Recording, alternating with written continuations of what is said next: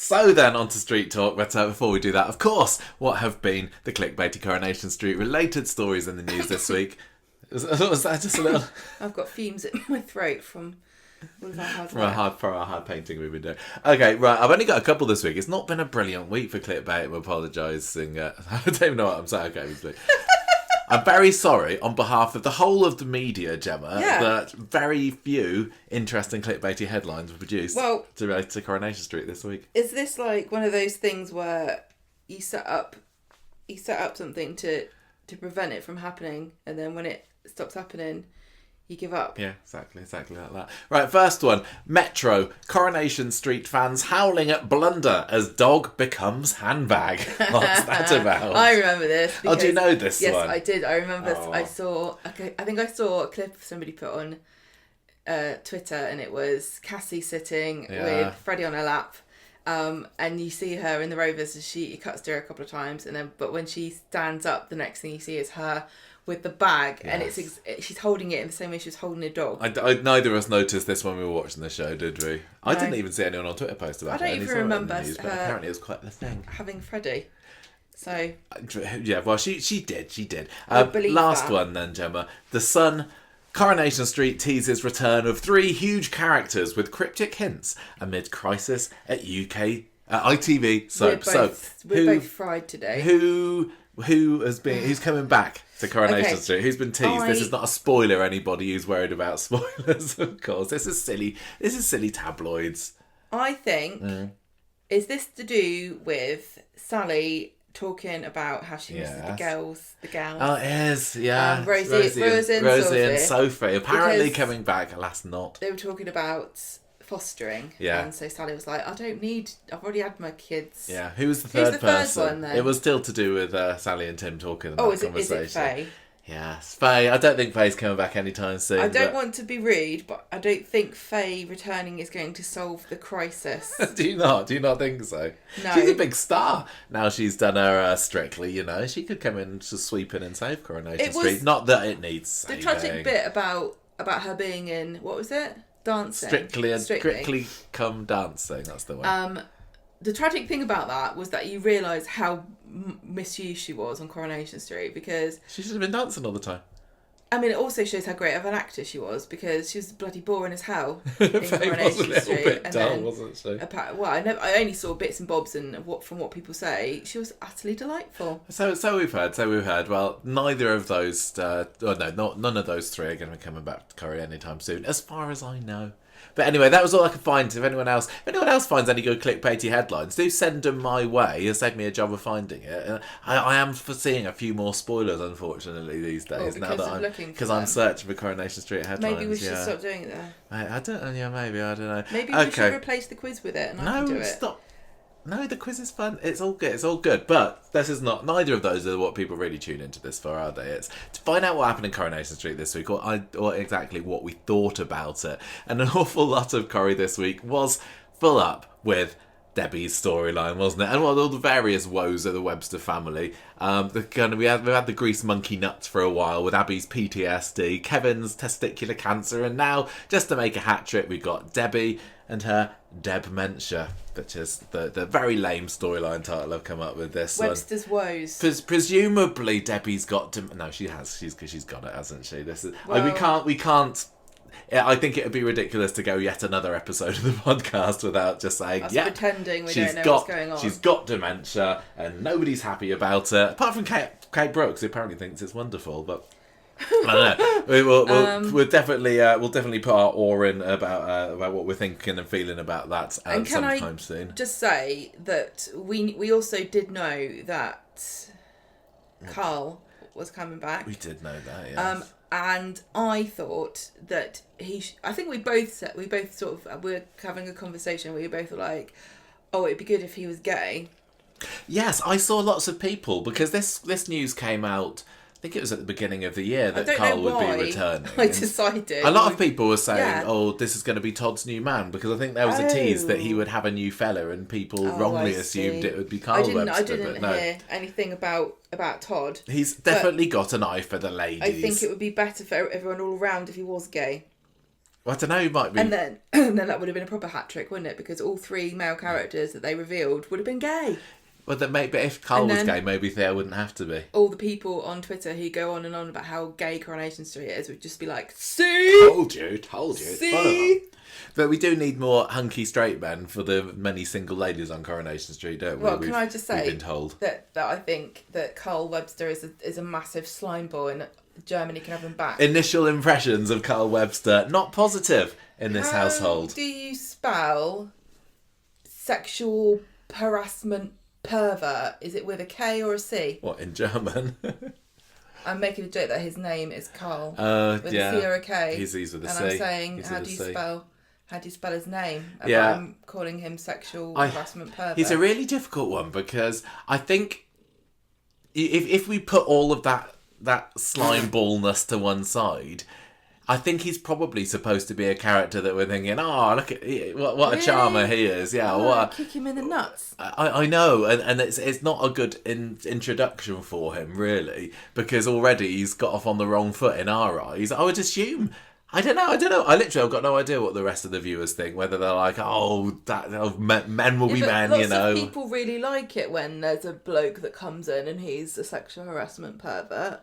Do they? Especially if he's good looking, you can do what you want. But there's also, I mean, I don't think the Abby and Kevin relationship is particularly one for the ages, is it?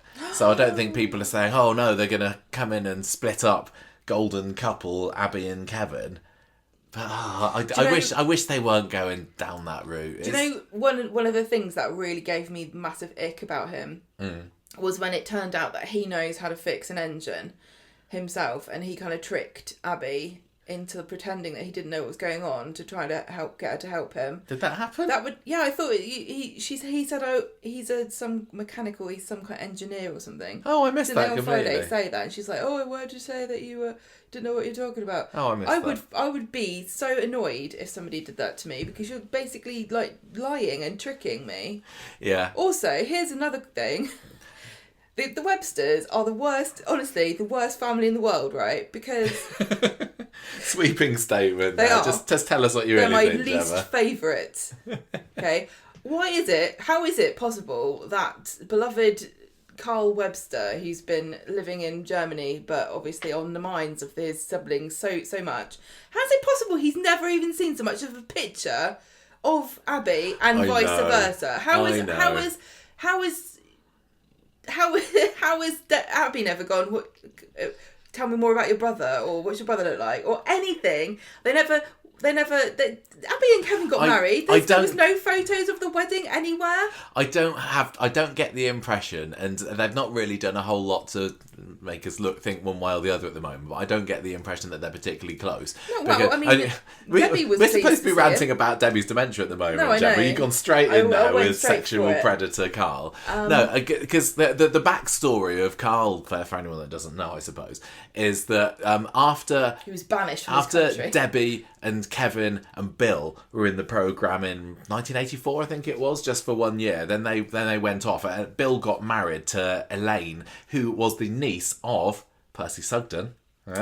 So actually, Percy Sugden is Carl's great uncle. I think that makes sense. Anyway, so Bill and his new wife Elaine had this child Carl, moved off to Germany together, but Kevin and Debbie stayed in the UK. Okay, so they're half brothers. Yeah, It makes a bit more sense then. Half brothers and sisters, and the Websters that we know, well, especially Kevin, had nothing to do with him. But obviously they know enough about each other, because when Carl turned up today, they were like, "Oh, how lovely!" Did he turn up as was he a surprise, or had Debbie secretly arranged for his visit? Well, she won't remember either way now. She probably knows.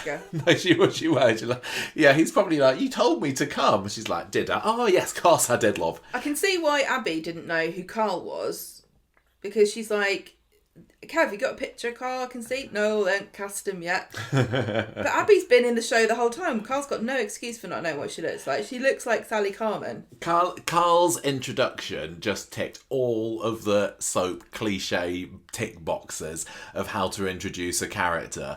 Like, got an eye for the ladies. Yep. They come in and they just so happen to bump into somebody related to them, and they get their backup, and then they're kind of making googly eyes at each other before long. And Abby was just as bad. She was enjoying the attention, wasn't she? But it's so I just cliche his introduction was. I hate it when they have that. Somebody coming into the show and inadvertently getting into a situation. Okay. It's a bit like Ben Price Nick first arrived in the show and he just so happened to chat up Tina McIntyre at the bar. I know, okay, or was it Kylie? I can't remember. It was David's girlfriend at the time, whoever that was. I know it's stupid and it's a stupid cliche and it's like but what else would you have, like, oh, did you hear the doorbell?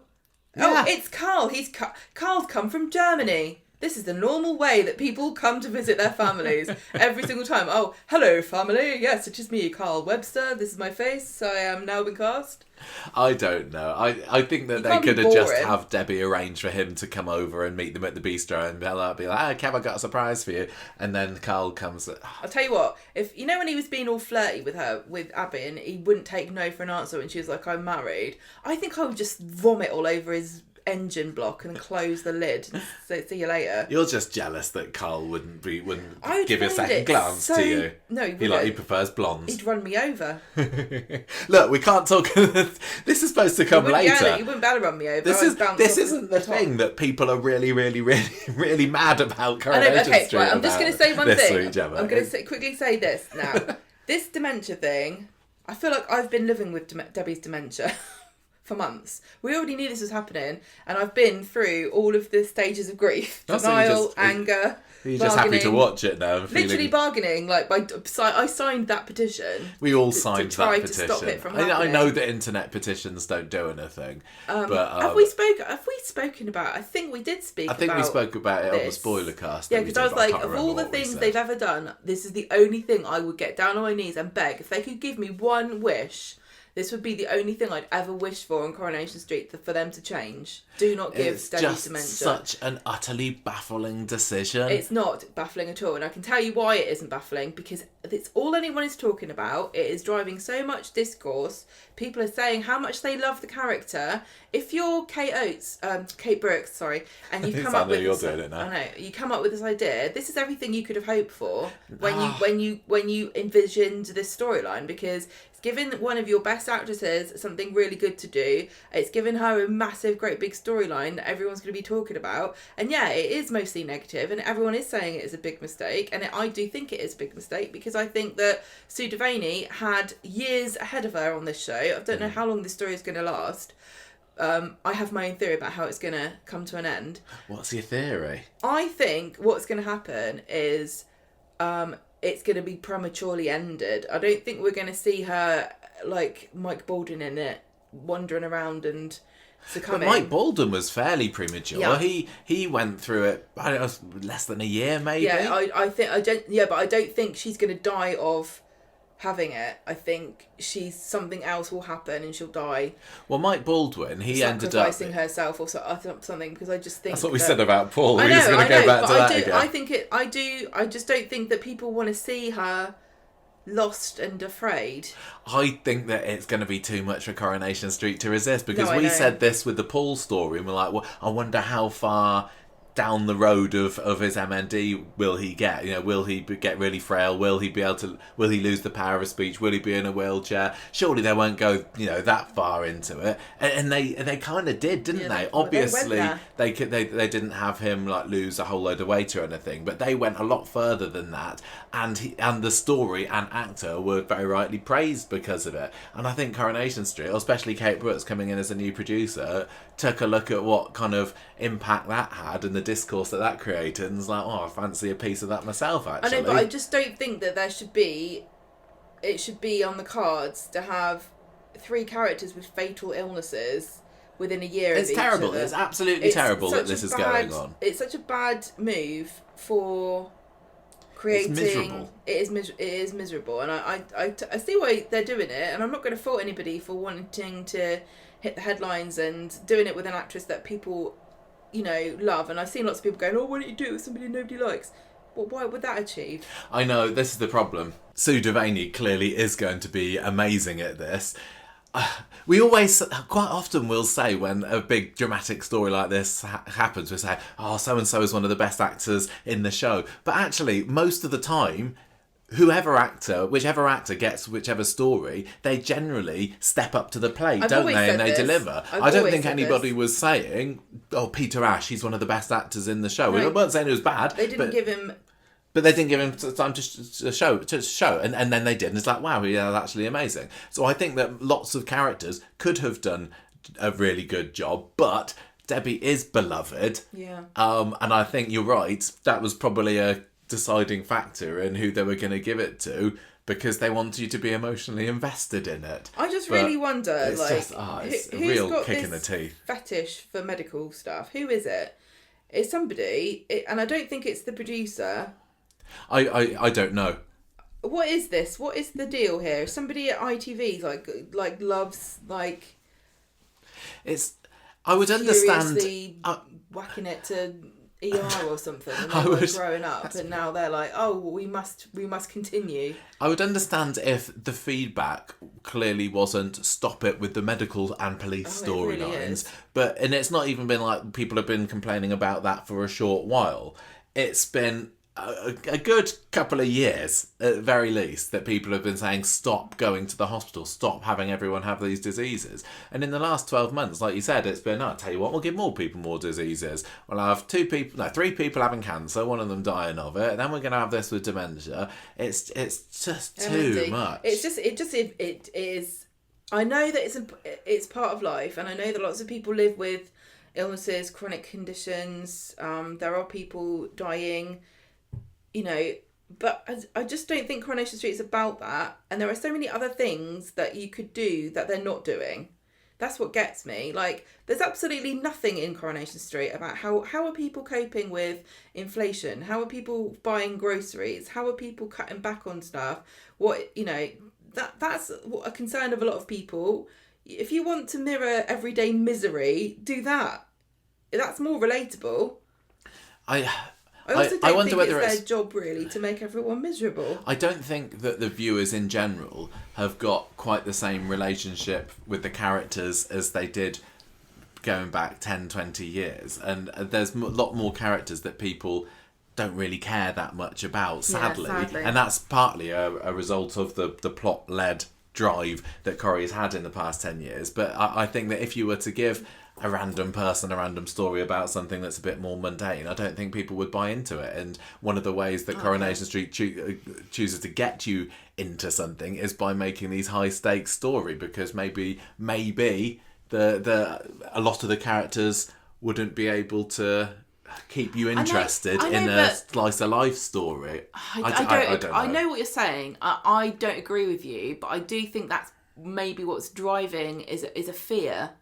I do think that there's a fear at Coronation Street that you can't get people to buy in on slice of life stuff, or just general kitchen sink traditional soap. They don't have stories. the courage of their convictions that they've got really talented writers and really talented actors that could literally, some of them, like honestly, you could get Evelyn to read out a shopping list and it would be brilliant because of how talented Maureen Lipman is. You can imagine her going, dog biscuits. Oh, what's this? Yeah.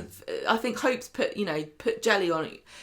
She would be able to do a really good job of like looking outraged or confused and we said like Friday's episode, I said quite a lot of this is just extraneous chat. There's nothing going on there. They're just talking about something, which is what we want out of Corrie. Yeah. But I don't want that and dementia and fatal cancer, terminal illnesses. Yeah. And the other point to consider with all of this is the discourse around did Sue Devaney jump or was she pushed? And it feels from what's being talked about it's not right to was that it it was this wasn't necessary, or this wasn't her decision. She wasn't up for going. I don't think it's fair to even to bring that up, because I don't. She's done interviews and people have asked her, what did you think when you found out about this? And it's similar. I think she's given similar answers to what Peter Ash did in the last year and a half or so, saying, I was a bit not for six when I realised that that would be it for me on Coronation Street, but actually, what a privilege it is for that story. And it's really difficult sometimes to see how much of this is kind of spin, how much is it that they're told to say. And I'm sure it is a privilege in some ways, but I don't know. It feels... I'm sure she'd rather have a job at the end of it. Not that Debbie was used loads before, was she? I mean, possibly the alternative to this would be Debbie continues to have, episode counts in the tens every year. We never see her. She comes in, says something camp and funny, and that's it. And we'll just be left saying, "Oh, why can't you do more with Debbie?" I mean, I think she hasn't even got a house. I know, she's going to die without a house. That's the worst. This is my challenge to Coronation Street. Give her and Debbie a home set. Her and Ronnie. Her and Ronnie, a home set before they cart her off in a coffin. Now, I think a lot of people might be listening thinking we're a bit previous here, or we're giving out spoilers that, this is Debbie's exit storyline, she's going to die of dementia. We are just presuming, because it's not something, it's degenerative. I don't think Coronation Street is going to be... we've got a 5-year plan for giving Debbie dementia before she eventually dies of it. I just think that she has dementia. It's not going to get better. It will only progress. We all know that this is at the end of the line for anybody who gets it. I think, I'm not sure at all. I think that perhaps the earlier you get it, the more...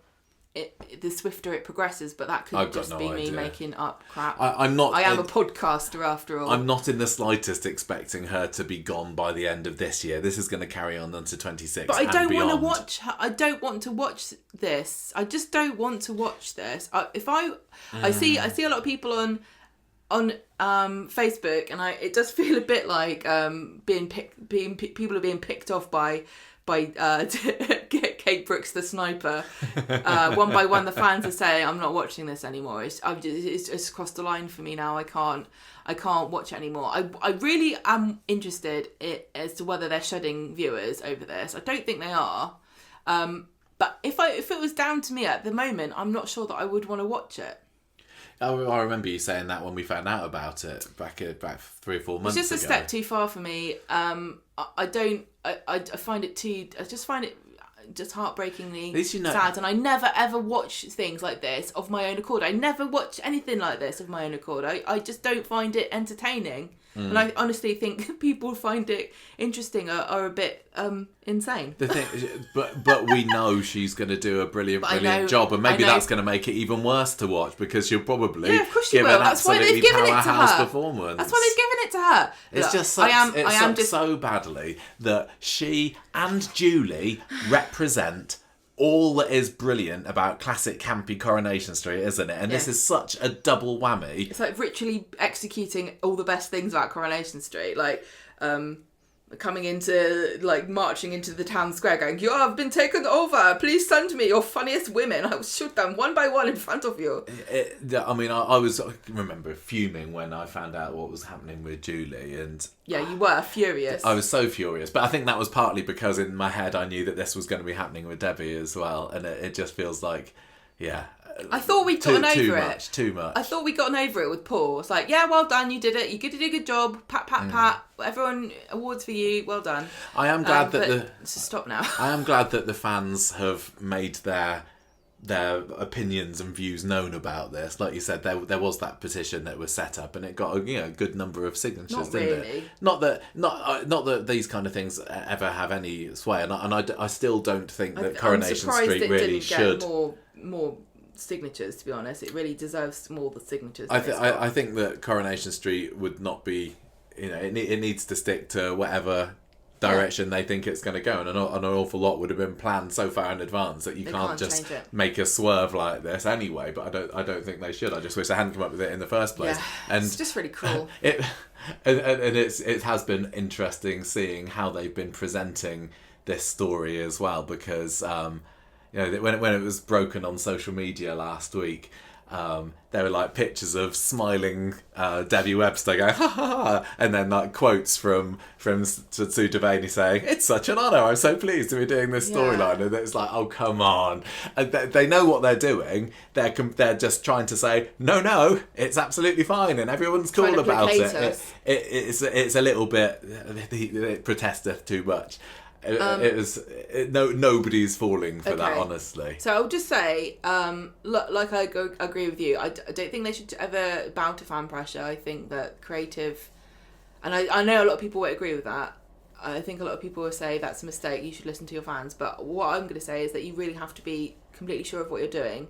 And Coronation Street needs to wholeheartedly throw itself out. And I've always said this, but have the courage of your convictions. And sometimes I get annoyed about Corrie for starting something and abandoning it, right? But I that's because I think they lose faith in themselves rather than listening to the fans. And I'm going to say also, in the history of Coronation Street, I think genuinely there's only ever been one time I can think of when they've done something that they've changed the story based on feedback, and that was the suicide of Sheila Birtles. Sheila Birtles, and they saved her. Yeah. They filmed I think it was probably easier to do back then in 63, 65. Because they only had 2 episodes. They only had 2 episodes a week, and they could go, "Oh, let's just change it quickly." Yeah, and they filmed only a couple of weeks in advance. Yeah, and all the writers, pitch in. Like, writers don't even turn up to the filming, so they wouldn't be able to do anything. Like, and the whole, it's not just a case of changing a story. It's refilming things. Look at what happened with exactly. They've literally only Martin just had Platt. to do a huge swerve with Martin, and that must have caused so huge headaches behind the scenes. They're not going to turn around and say, "Well, let's do it again." So many scenes. Yeah. Not just with a link to that story, but other people who were mentioning Martin. They've had to do sometimes in the past, like when they were going to have, I think it was a missing child story for Claire and Ashley, and then that was around the same time as the Madeleine McCann story. I think it was McCann, and they did change that, and it felt a bit clunky, but and they also delayed some episodes because the Underworld of Cumbria shootings. Yeah. But I think in general, if they're going down a path, then you've got to stick to it. Although this storyline does seem to have leaked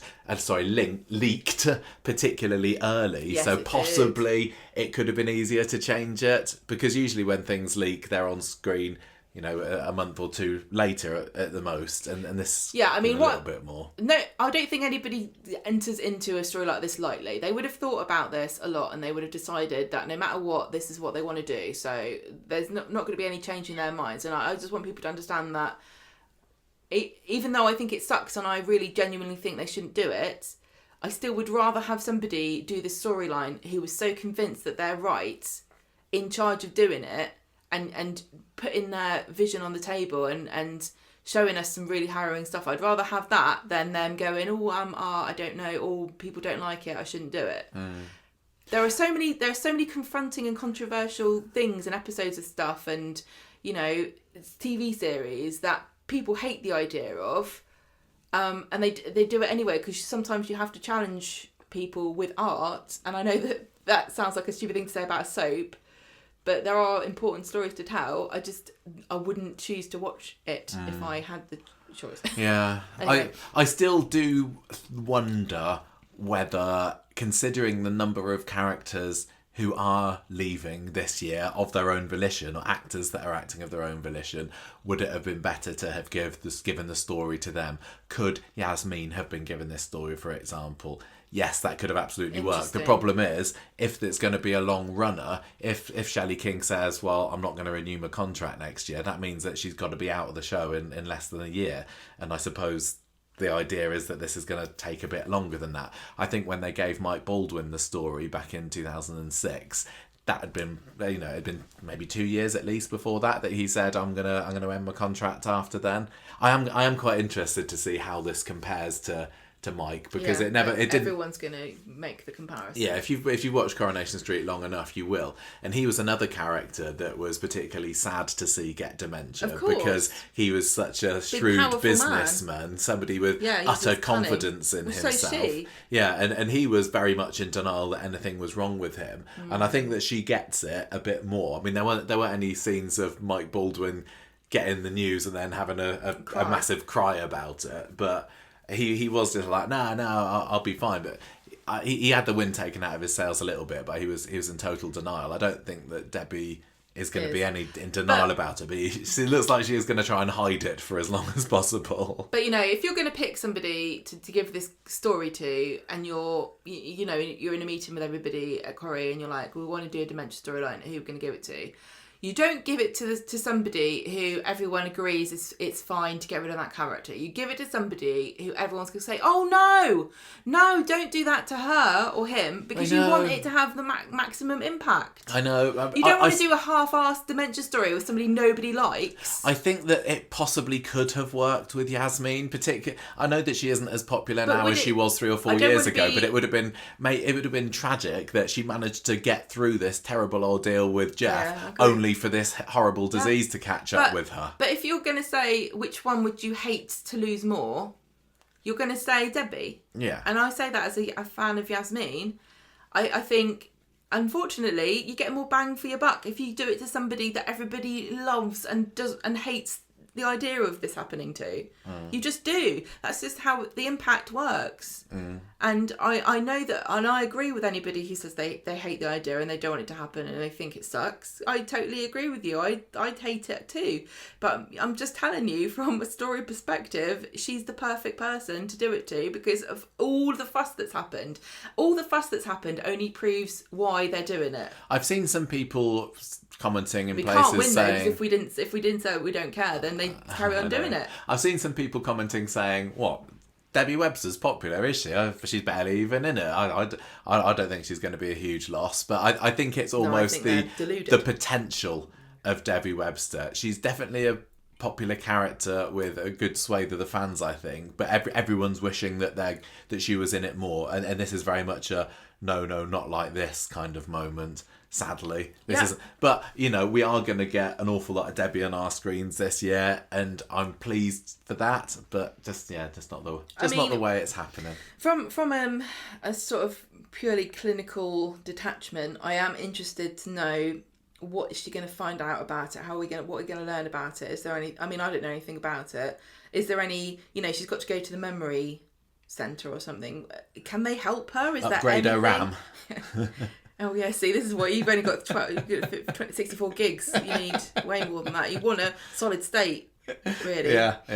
You know what I mean? Is there something they can do? Is there any way? Is there some kind of? Are there strategies that they can teach her to help her remember things? Is she going to take notes? Is there a medicine that she can take? I've got no idea. I've got a feeling it's going to feel a bit more like that than it did with Mike. Yeah, because which wasn't a PSA. Well, no, it was back in the day, wasn't it? When was it? How many years? It's 20 years ago. 20 years ago, they were like, take these leeches and put them in your ears. It was just all about the character there, and I feel that there's going to be bits where we are taught things. It's also very sad that this is running alongside, obviously, Julie Goodyear, and there's going to be comparisons drawn there, and it's good that money and awareness is being raised of the condition when one of Corrie's biggest icon ever is suffering from it as well, and if it gets more kind of fun. But you know what? If they were ever going to do the whole, Pauline Quirk as well. It's distasteful for us to do this storyline when the real life thing is happening. They would have stopped doing it because of Julie Goodyear. They would have been like, oh. Yeah. I think probably a few people have gone, no, we should do it. Look at Julie. We need people to rally to do something. But I feel like we're on an endless treadmill, or one of those hamster wheels of raising awareness for what, to do what, to achieve what. There are very few things that I feel like anyone can do. With Aidan's suicide, at least that helped people, because they went, yes, we've had so-and-so percentage increase, 300% people contacting these mental health services. Who knows how many people's lives were saved. You also get it with cervical screamings. People often will go to those more often when those. It just feels. Kind of this is why I don't like nothing you can do cancer and dementia and the what is it, ALS? What's it called here with Paul? What's it called? No, MND, yeah. Well, it just feels hopeless. It feels like you throw money in a hole and nothing seems to happen. I know that's really hopeless of me to say, but that's how I feel about it. I know that there have been loads of really great breakthroughs, but I don't know what they are. I don't know how that happened. I don't know if this is going to do anything. It's not necessarily about like curing it, but it might be about raising awareness of dementia. For palliative care or... Like, okay, yeah, we know it sucks. What else do you want to tell me about it? Here's some money. Does that help? No, not really. I just feel like I'm bashing my head against the wall sometimes with raising awareness of things. Raising awareness of things. Did you know that sometimes some countries you go to the toilet and like a little insect goes up your private parts and eats you from the inside out? Did you know about that? Yeah, raise awareness of it. Tell everyone you know. Yeah, it's horrifying and nightmarish, and you knowing will not help in any way whatsoever. But you should raise awareness and spread the word. Might make people look before they sit on the loo. You go to bed and you never wake up because you die in your sleep. Raise awareness, everyone. Don't go to bed. Never sleep. Never sleep. Always be awake and vigilant and scared. That's how I feel. Yeah. Watching Coronation Street. Raise awareness. I'm definitely very curious to see how this progresses.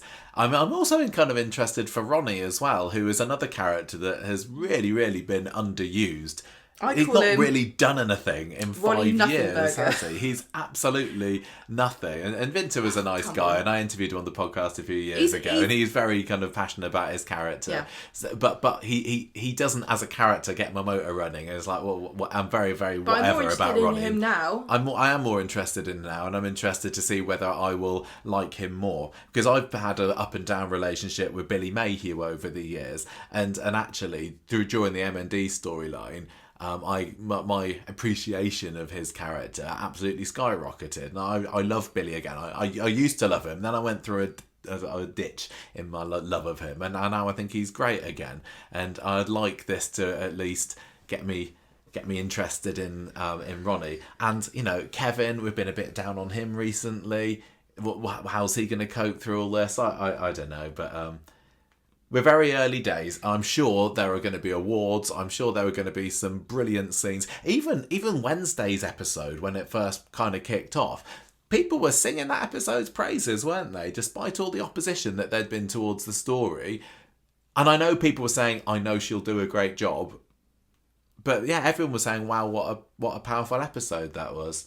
So I guess I'm looking forward to more like that. But anyway, look, to cut a long story short, that's the first story that we're going to be talking about today. We're probably going to talk about some others as well. I know, I'm sorry, it just came out the gate because you told me off for moaning about Carl and not Debbie, so I moved on. I know, we're like over half an hour into this section of the podcast now. We haven't even announced what other stories we're talking about. We are going to do a little bit more of Todd gives the nod to the god with the bod. Another slime ball, Gemma, that Theo. Oh dear. Secret double life. Then we have got the ray of sunshine in this week, which is the jubilant return of Dorin Pop. Dorin Pop's back to the street. Yeah, but another It Writes Itself storyline title there. They're going to do a story with him where he falls into a wood chipper.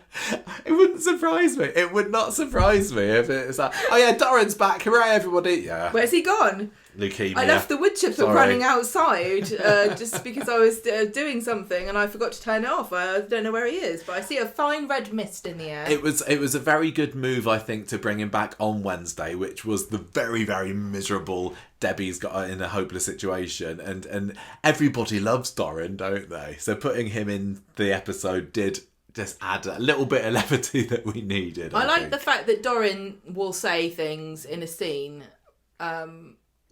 Obviously he's very engaged, a very engaged child, right?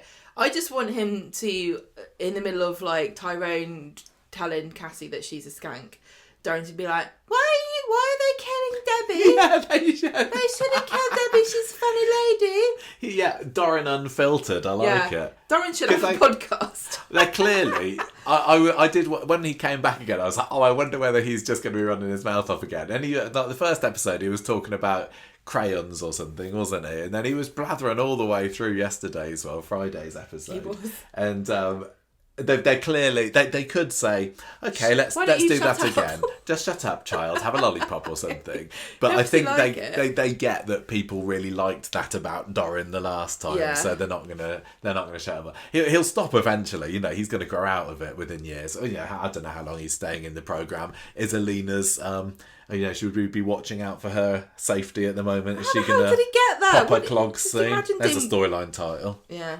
I imagine him walking from Romania with a little knapsack on a stick. How did he get there? I can't remember. They were in Romania, weren't they? Because I know they lived in Hastings for a little bit, but I think they were back in Romania. Aren't they? Very similar places. Yeah, Alina's flat is flooded, which is the same fate that's befallen Betsy and Lisa. That cat is still paddling somewhere.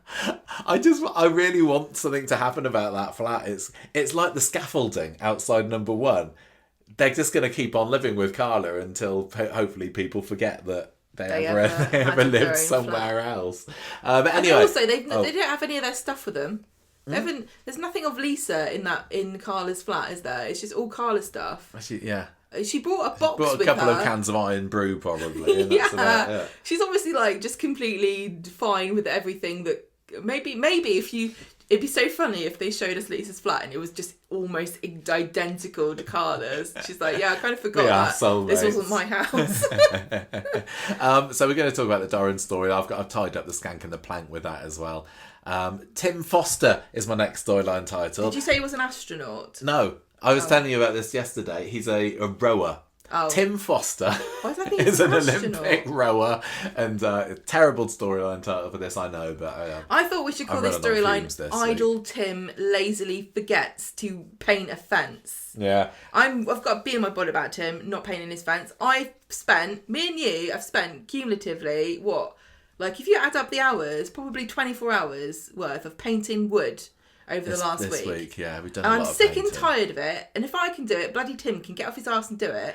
Although I will defend him slightly in the fact that Sally only mentioned it when it was already raining. And you shouldn't be just doing getting ready.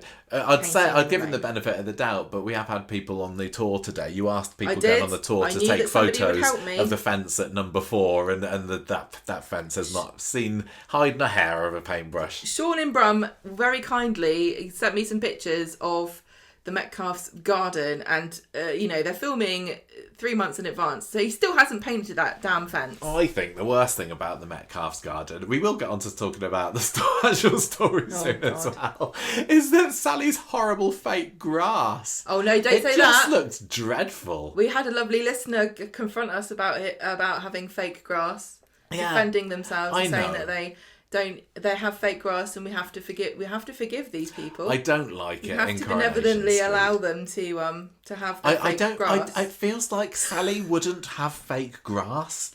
No, but it's not the high class, swanky thing to show off. Look at the quality of my blades. I think that it's a production thing. I don't think it's actually supposed to be fake grass. I think it's because they don't want to maintain the grass in the gardens. I think it is completely. Although narratively, that's not fake grass. Rose tinted glasses. Back in the day, they had real grass. And it just looked very, very fake and unnecessarily unrealistic when we had Sally and Tim. And I was left thinking, are we supposed to be ignoring this? Because I don't feel that Sally would be seen dead. No. I totally disagree with you there. I bet she's going to be like, I went round Maisie Cunningham's house this weekend, and she's got fake grass, and she's got a special detergent that she puts on it that makes it smell of fresh grass. It's amazing. It saves so much time. Think of all the time. Fresh cut grass smell. Think of all the time, Tim, that you spend cutting that grass, where you could be inside doing some kind of DIY, or maybe making that new summer house I said that you should make.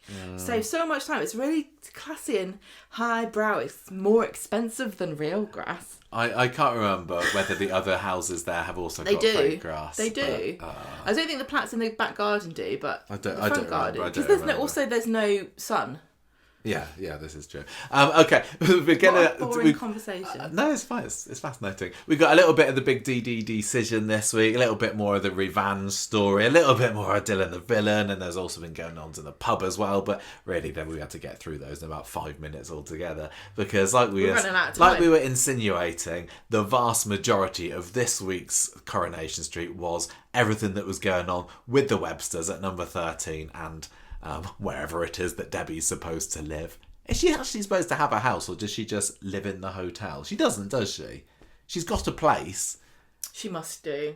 I'd really, really like to see it, because I just want to see what Debbie's decor style is. Oh, yeah. I think looking at her outfit. Yes, I can imagine her having Just this kind think of how like kooky and maximalist, like jungle vibes, like big, like navy and emerald green and big plants and brass lampshades and animal print. I kind of see her living in like Austin Powers' pad with colours all over the place, I think it'd be fabulous. But I don't know whether Ronnie would be up for that. But I'd like to imagine, because I just don't know how on earth they can possibly go through this story without showing where she lives. Because how long is she going to be able to run Chariot Square? Out a lot in the Webster's house. Yeah, she does. But it's very, very cost-cutty if they don't build her own set just to see her off. Because she can't be going to live at the Websters forever. They've built sets for less reasons than. Do you think that we will see a retirement of Chariot Square Hotel with Debbie going out? No, I don't want them to get rid of that, because it means more hospital and police station scenes. I don't mind the hotel as much, but I think it's only because it isn't used so much. It would be a bit of a shame to. Would it be a shame to see the back of it? I like it. I don't mind it. I suppose it's one of these things, though, when you got the bistro and the speed dial, what need is there for any Coronation Street character to ever eat elsewhere, and you don't get the scenes of them going out into Manchester. I know, but with the hotel, it's like if somebody's going to a hotel, they just so have to be staying at Chariot Square, or if they're going away somewhere for a fancy business meeting that they don't want somebody to find out about, or they just so happen to go to Chariot Square there. I know, but they could also. Why don't people get married there? Has anyone ever got married there? I thought that Toya and Imran got married at Chariot Square. The new one, the new design. No, when it was still in its old guise. And they can get any set and just say this is in Chariot Square Hotel. They could go and film somewhere else and be like, this is just a function room. Anyway, the more they have of Chariot Square, that just means the more there are illicit liaisons, and I'm not really a fan of that kind of storyline. So. Okay. Speaking of Carl and Abby, how long is it going to be? Do you think that Carl and Abby are going to be at it at the hotel sometime? Debbie finds out about it because she works there and then forgets that she ever saw them. I'm sorry if I'm being flippant about dementia. I genuinely don't know how it works. No, but I don't think it's just being forgetful, is it? It's not just like, I don't remember you said that. I think there's that more to it than that. I would have thought that another thing they took away from the Paul storyline is, if you're going to do a horrible, horrible illness storyline like this, trying to find some light in it somewhere. I know, but I'm sick of it. I went along with it I thought I was being magnanimous because I did not like the idea of the story, but I decided to give it a chance. How very big of me.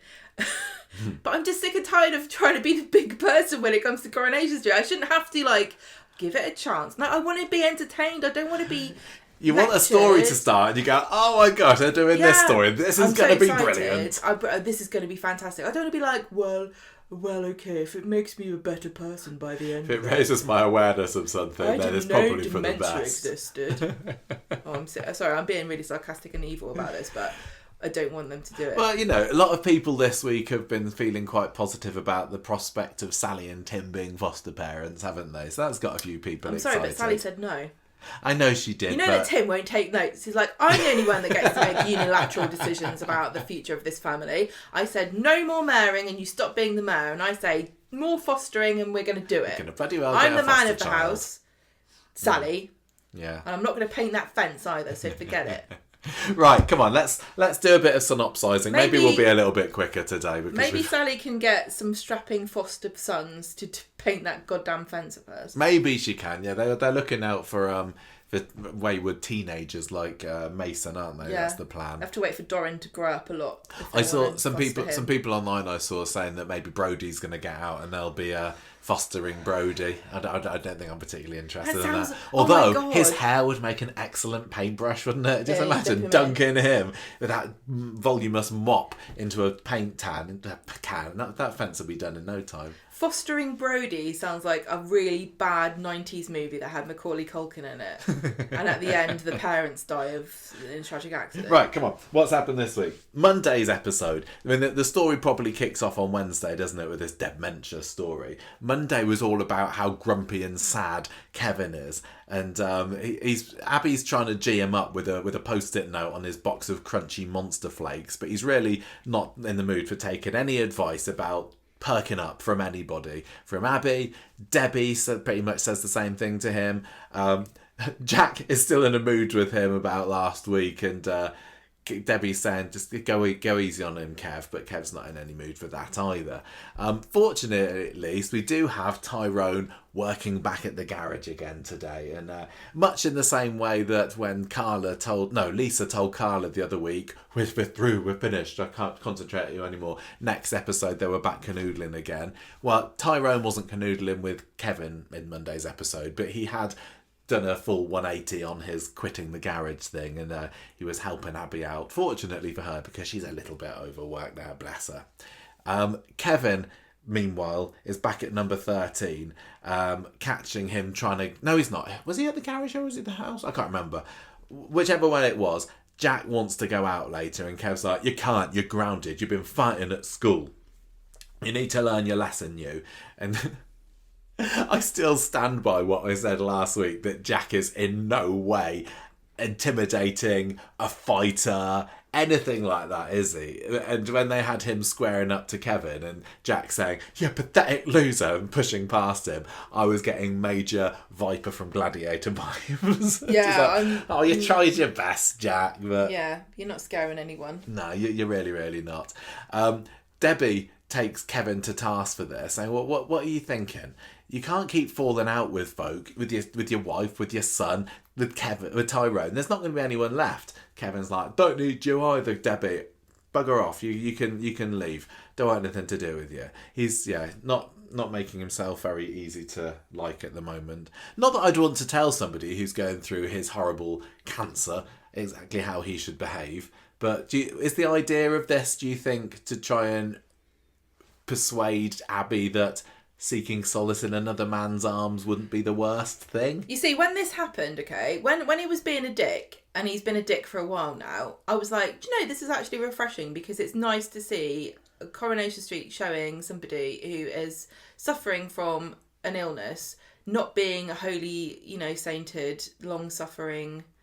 This is like Daisy when she lost her baby, wasn't she? And she bit Dee Dee's head off and saying, "Oh, sorry, is that not the reaction that I was supposed to give?" Yeah, like, I think it's okay to be a dick and behave badly and be mad and angry. I can't... I'm baffled that anyone isn't like that. It's much more...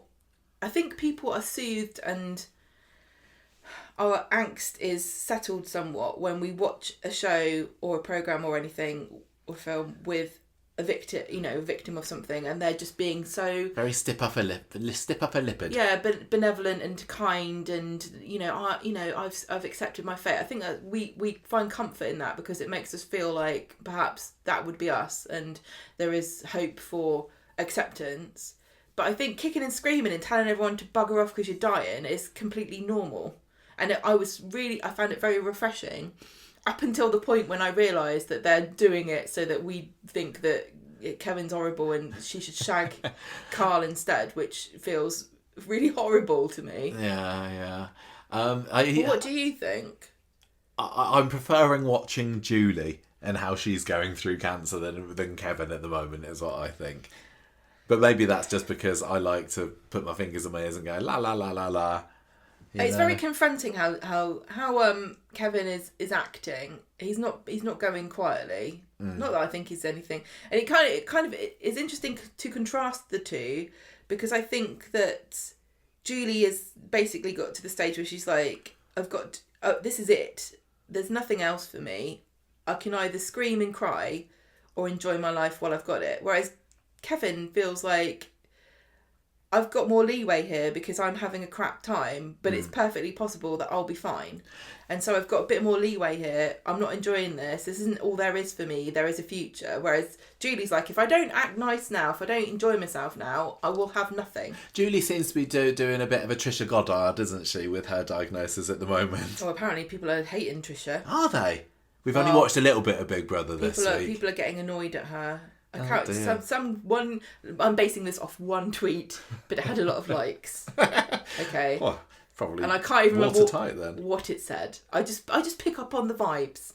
Okay, so Trisha's gone into the Celebrity Big Brother house with terminal cancer. And she's saying, life's for living. I know, but when I saw... I did think to myself, I bet people are going to get quite sick of her very quickly because she does seem like she's going to have an opinion on everything. Because that's why she has a show. She's got nothing to lose, has she? That's what I'm like. I've got an opinion on everything and nobody wants to hear it.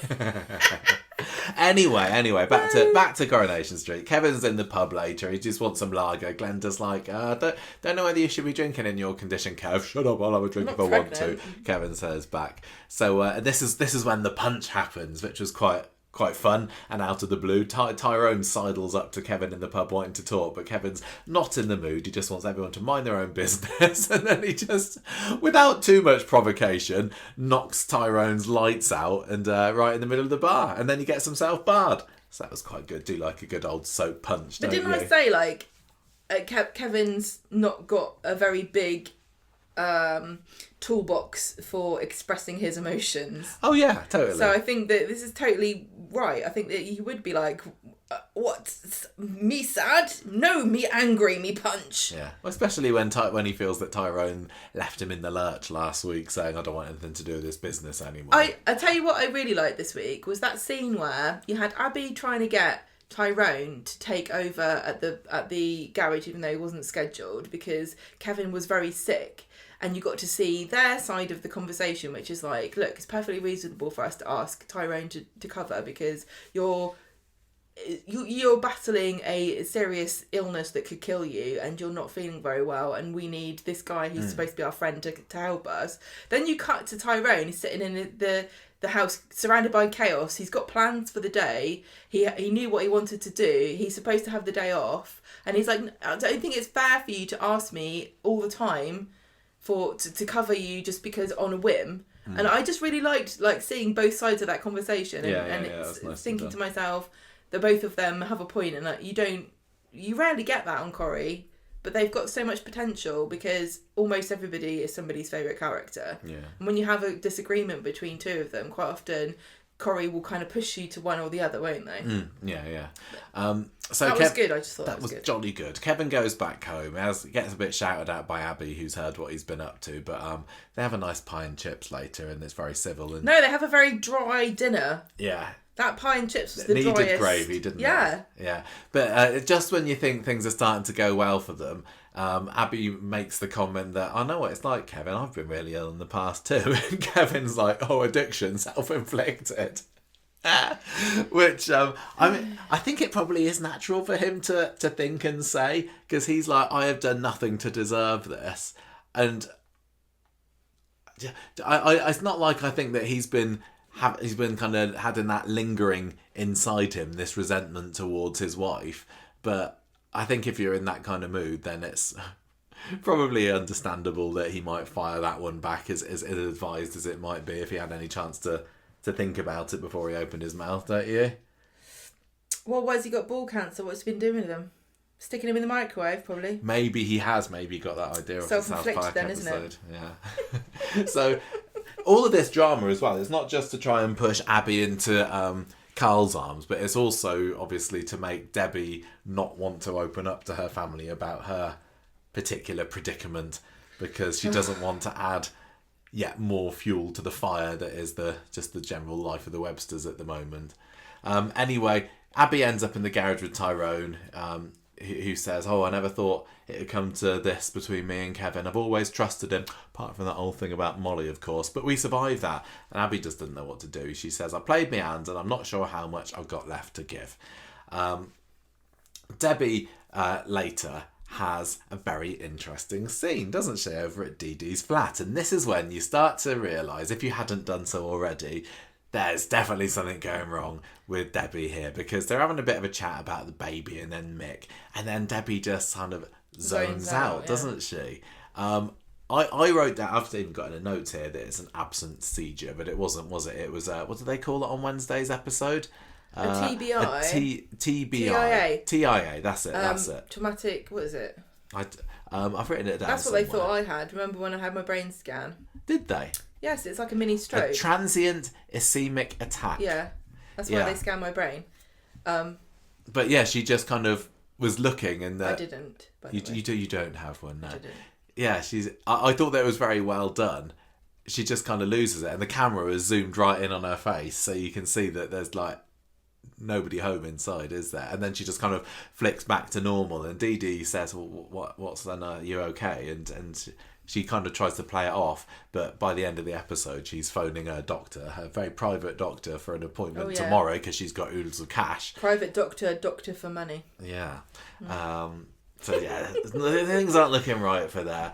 Then you got Tyrone going around to 13 later again for a chat. He wants to sort things out with Kevin, who's still in a grump. He's still got cancer. He's still got cancer. He's just mad at everything. He's mad at Dev now for jetting off to India and not answering any of his texts. What's Kevin texting Dev about in India? Do you get the impression that Kevin and Dev are best buds when the cameras aren't pointing at them? Imagine Dev living up in India, like having some beautiful food and dancing and with beautiful women, and he looks at his phone, he's like, God, what a bummer. I thought that he was nursing Uncle Umed back to health. Uncle Umed's fine, okay. I reckon Uncle Umed and Dev are like sailing down some river. Maybe it was Ravi that was sick. No, I don't think it was Umed. Was it Umed? No, I don't think it was. I think it was Ravi that's not doing so well. I think that they just left Ravi to languish in bed and they're off.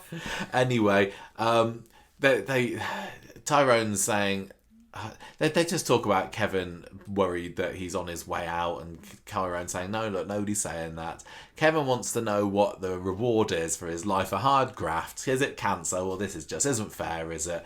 And then they apologise to each other, and Tyrone agrees to go back to work. Say something here, and that was that, he's saying, what I get out of life? And Tyrone's like, it's your family. Oh yes, he did, didn't he? And I totally get that, but it does make you feel left out if you don't have children. So I was quite grateful for whoever wrote the episode where they were all chatting and Ronnie was there, and he says, even though this was only so that we would feel sorry for him about what's happening to Debbie, and Ronnie says, I don't need any of that, I just got my partner and she's enough for me. And I really like that representation. I know a lot of people will probably roll their eyes about it, but it does really feel like you get left out so much if you don't have kids, because the ending of almost every film or the moral of almost every tale is don't worry about it because your kids are your life and they love you no matter what. And you think, well, I've got a cat, but if I died, she'd just go and get another. She'd go to the Blue Cross. And even Ronnie, he's avoiding going to see Dee Dee and Layla, isn't he? He obviously doesn't want a kid, but you know what I mean. It was really nice just to have somebody validate.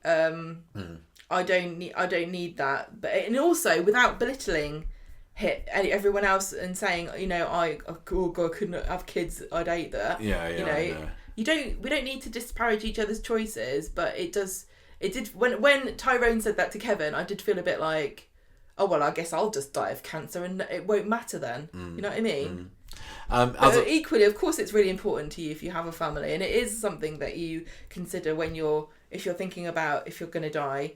What's my legacy? What do you leave behind? Not everybody has 13 years worth of podcasting to leave to the world. So I don't know what Ronnie's got. I'll tell you that if he abs. If he's left on his own. I do wonder what's going to happen to Ronnie at the end of this. It wouldn't surprise me if they retire him as a character, because literally the only thing he's had going for him over the past few years is he's going out with Debbie, so maybe there's some potential there, and with her taken away from him, I don't know what the point of him is. It was really nice to see him talk about how much he loves Debbie this week and be a bit romantic about it and say, how much she means to him. Because previously to that, it just genuinely felt like they were just together because they both had business and they were like, we liked business. Should we business together? I agree. Let's just join our businesses. We've got no sense of the intimacy or the love or anything between them. What do they do at home? What food do they cook together? It feels like Corrie has thrown them together because why not? But because we don't see them ever at home,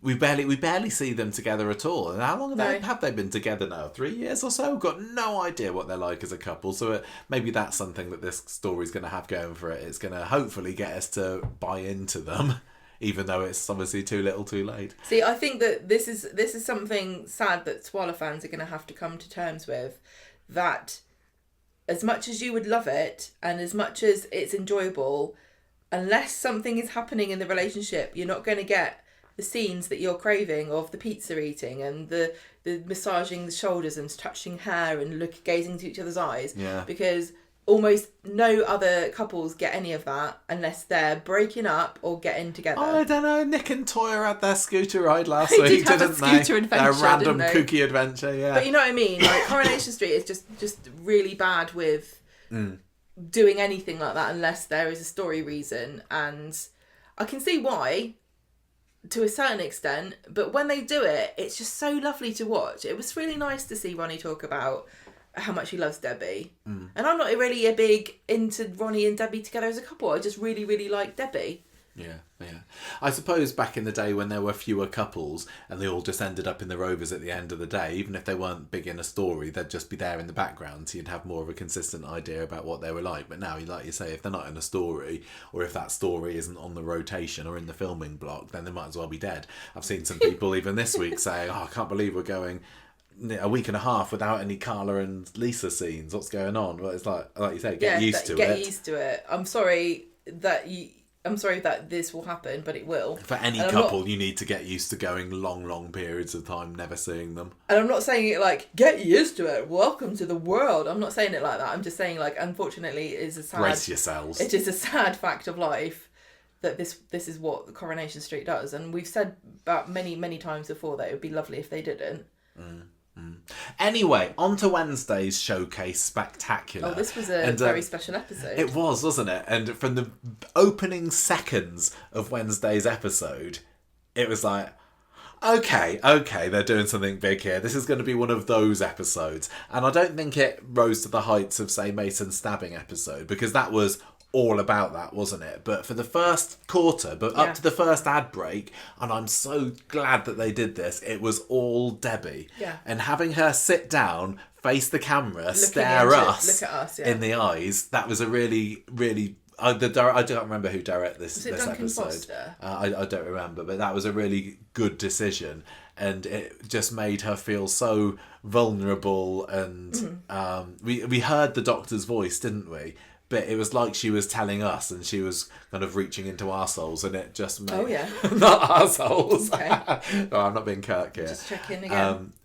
Very well done. I said to you, there's a very exciting possibility that could come next year when we go back, when we go to half-hour episodes, when Corrie starts to do every day, half hour, that it is possible, because this made me believe that they could do this, that one episode, one day in Coronation Street could be a one-hander. And I think EastEnders have done the odd one-hander. I'm pretty sure Dot Cotton got one time. Yes, I think you're right. But it's not like I made up the idea.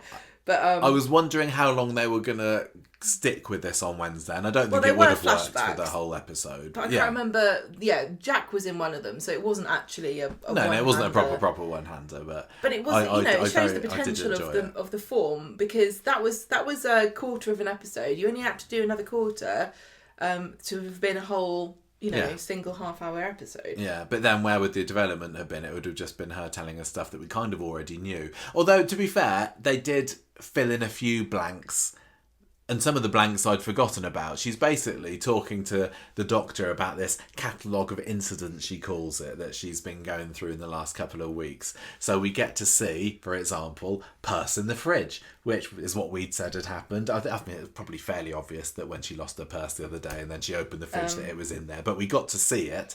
What were you saying? This is where you just said "purse in the fridge." It just sounded like a CBeebies television show about a magical creature that lives in the fridge, and only the children can see it. It eats cheese and leaves footprints in the butter. Then we get to see the flashback of her yelling about Jack being a stupid little brat, which we see more of later. Then we get to see her the thing that wasn't actually a seizure; it was a TIA. Then there was a flashback to the Ginnell incident when she's shouting at Mick's music for being too loud. So she starts to tell the doctor about what happened with Mick, and then the purse incident, and she said how mortified she was when she found it in the fridge, and then just carried on blaming Mick. And Mick's the real victim here. Yeah, he's just being maligned, isn't he? Right. Unfairly maligned. No, he's a scumbag himself, isn't he? So that was interesting to see how she was like, I was so embarrassed, I just had to go along with Ronnie's story that maybe maybe it was Mick who was the one that was to blame here. Then she goes on to say about Kevin's cancer and Abby's PTSD and how Jack's having fights at school, and it does start to sound a little bit ridiculous about how many of these things are converging on one character. But I know, it was a bit mind. Like she was like, oh, my brother's got cancer, my nephew's got one leg. I know, the doctor's like, I diagnosed you a soap character. Yeah. I'm sorry, it's terminal. Yeah, sorry. She's like, check your contract. Flashback to bringing Jack home from school, after this fight, him wanting to play on his PlayStation and her chucking the controller. And that was new, wasn't it? Yes. I don't remember seeing her chucking the controller, but I do remember the scene where she was staring at the controller that was broken on the table. I thought she was just being thoughtful. I thought that she was. I thought that Jack had broken the controller, and I think, I don't know whether we were supposed to wonder whether how has that got broken, or whether we were supposed to assume that in his newfound teenage angst, Jack had a bit of a chuck across the room session with it. But yeah, it was her being mad at him. And that's why she gave him the chocolate controller afterwards as well. She's like, I don't know what came over me. I've never shouted at him like that before. This sounds like a parable of the parable of the broken controller. Used as a chocolate controller. She says, I've had a few other angry outbursts as well. This is when we see her going back to the music incident with Mick in the Ginnel. I loved it when she said, what was it she said? It was out in the Ginnel. That's an alley to you posh folk. That was a brilliant line. I think it was one of my lines of the episode. I absolutely loved it. And then she says, I was around Mick's house, I was having a moan at him, and then I had no idea what happened. One minute I was standing up, the next minute I felt dizzy and I was on the ground, and you see her falling over him and bashing her head. Obviously, there was no idea. We'd never really believed that Mick attacked her, did we? No. I don't think we were even supposed to think that. I don't think... as much as Mick is an arsehole and a predator, I don't think he's a woman beater. No. To somebody as diminutive as Debbie is. No way. And I'm just looking up, because we mentioned the direction, Ellen Taylor wrote this episode. She did indeed, yes. Which is fantastic, and I'm just waiting to see it come up, who it is that's... I'm watching it on ITVX. You just got your ITVX player on your phone at the moment, haven't it's you? Just kind of anyway, that was the end of the first part, and she says, and that's why I'm here, Doctor. So after the break, and it's over at the pub, and we get to see the contrasting scenes between this light-hearted darts tournament that's going on in the Rovers. The whole gang are there. Kevin's there. I think Eileen's there, who's apparently a darts demon. It was Ronnie. David. Is it Beecham or Beauchamp? I don't know. Oh, there we go. Anyway, Ronnie calls Debbie to see if she'll join them, but she's still at the doctor's, so she just ignores it. The doctor tells her that she might have had a TIA, a transient ischemic attack. The question is, why? Just for a laugh. Let's have a look through your notes. Just fancied her. Dee Dee was going on about the baby, and I couldn't think of anything more dull in my life, so I just zoned right out. Yeah. It's on my bucket list to try all of the different medical conditions that one might be able to get. So I've done that. I might have a stroke later on. Heart attacks on the cards. Yeah, try before you buy. Try before you commit. Yeah. What horrible condition do you want to have this year? I might on have the front of a soap magazine. What's David got? He's got epilepsy. I might have epilepsy because he's fine with that, isn't he? I might just have my kidney taken out like Tracy and Carla. Oh, those are the days when people on Corrie got horrible diseases, but they just managed to carry on with their life as normal. Do you remember when Amy got the deadly condition of being allergic to dairy? I know. She don't know how lucky she You was. wouldn't be allowed that now, would you? You'd have to be allergic to air or something. Oxygen. Just go in a bubble. Water Imagine bubble. that. Yeah. Doctor says, well, look, you've had blood tests and stuff for anxiety recently, and you talked about having brain fogs as well. And she says, oh yeah, I think it's just down to the menopause. And this is something that she keeps coming back to throughout this, doesn't she? She's in a bit of denial. I think when he tells her, I think it's dementia, she gets it. But we're led to believe that she'd been kind of brushing it off before, just thinking it was a menopause thing. It's very scary being a woman and having this waved in front of your face, and I blame Davina McCall for this, because I feel as though I was completely unaware and kind of blissfully ignorant about this looming catastrophe that awaits me in the future of the menopause, which is apparently going to make me think I've got dementia for years on end, and I'm going to sweat a puddle and not know what's going on and be sad. What's Davina been doing? Well, she just raised awareness, didn't she? Good for her. She's not even a soap character or anything. I know. You should tell her to calm down, love. But there's a lot of scary symptoms of menopause, and I think she's quite sensible to put it down to that. I also kind of appreciated Coronation Street for writing in that Debbie has had depression and anxiety, because I'm glad she didn't make it my problem when she had it, to be honest with you. Yeah, I don't.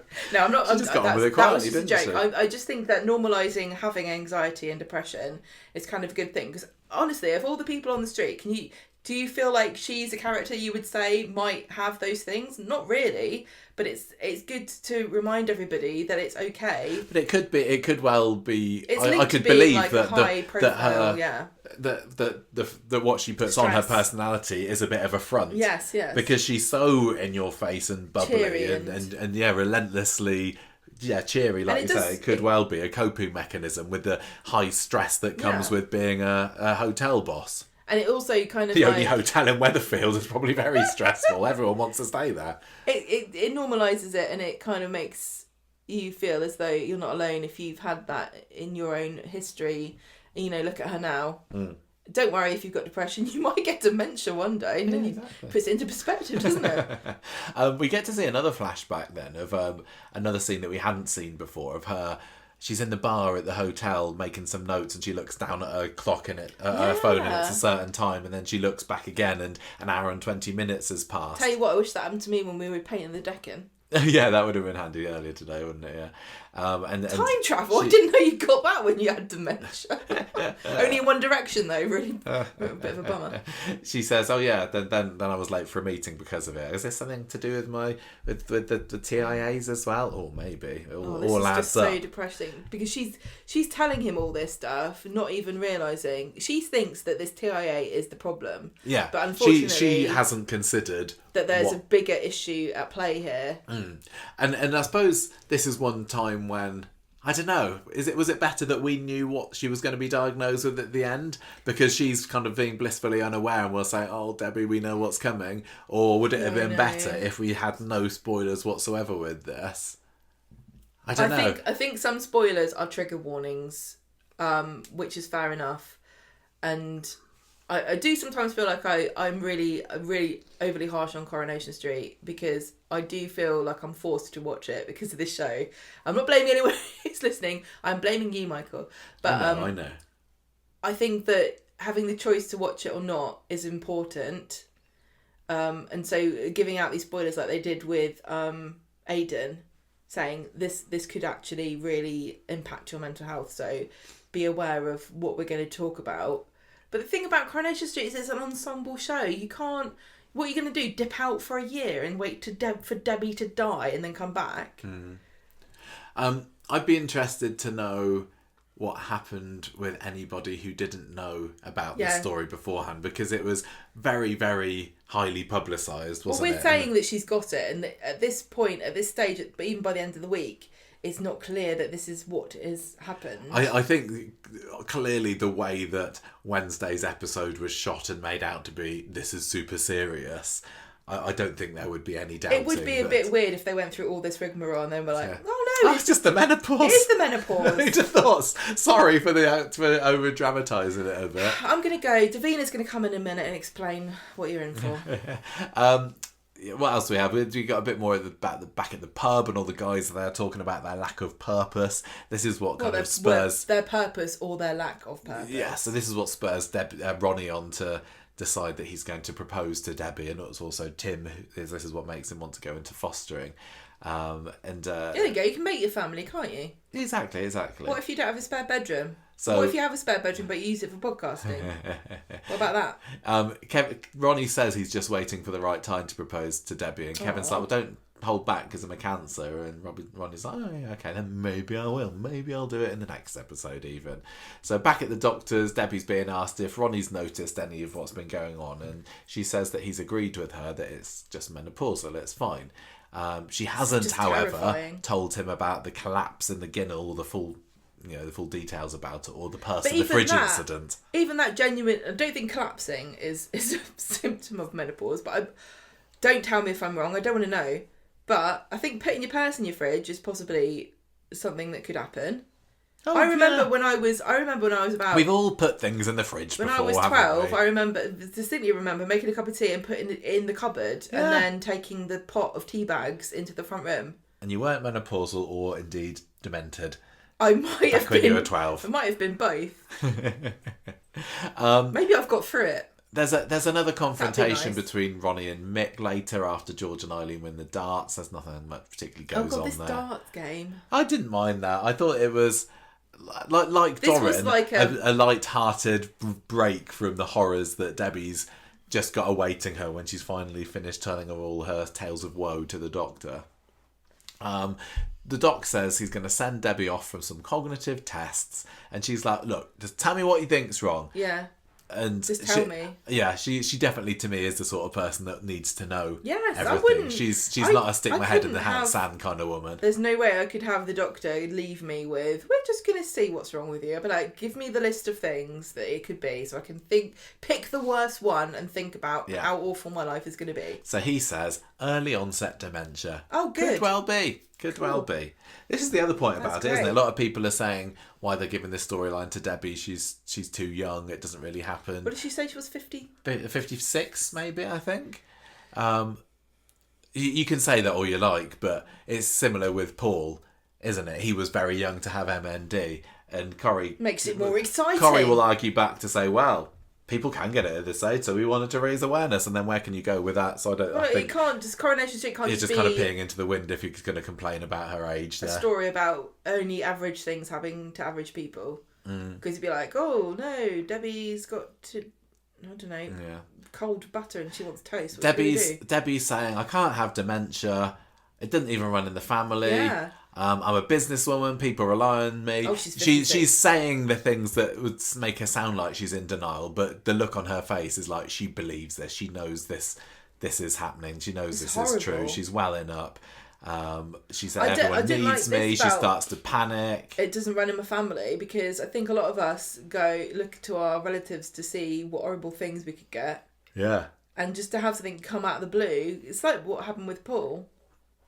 Like, just the cruel roulette wheel of life has picked you. Yeah.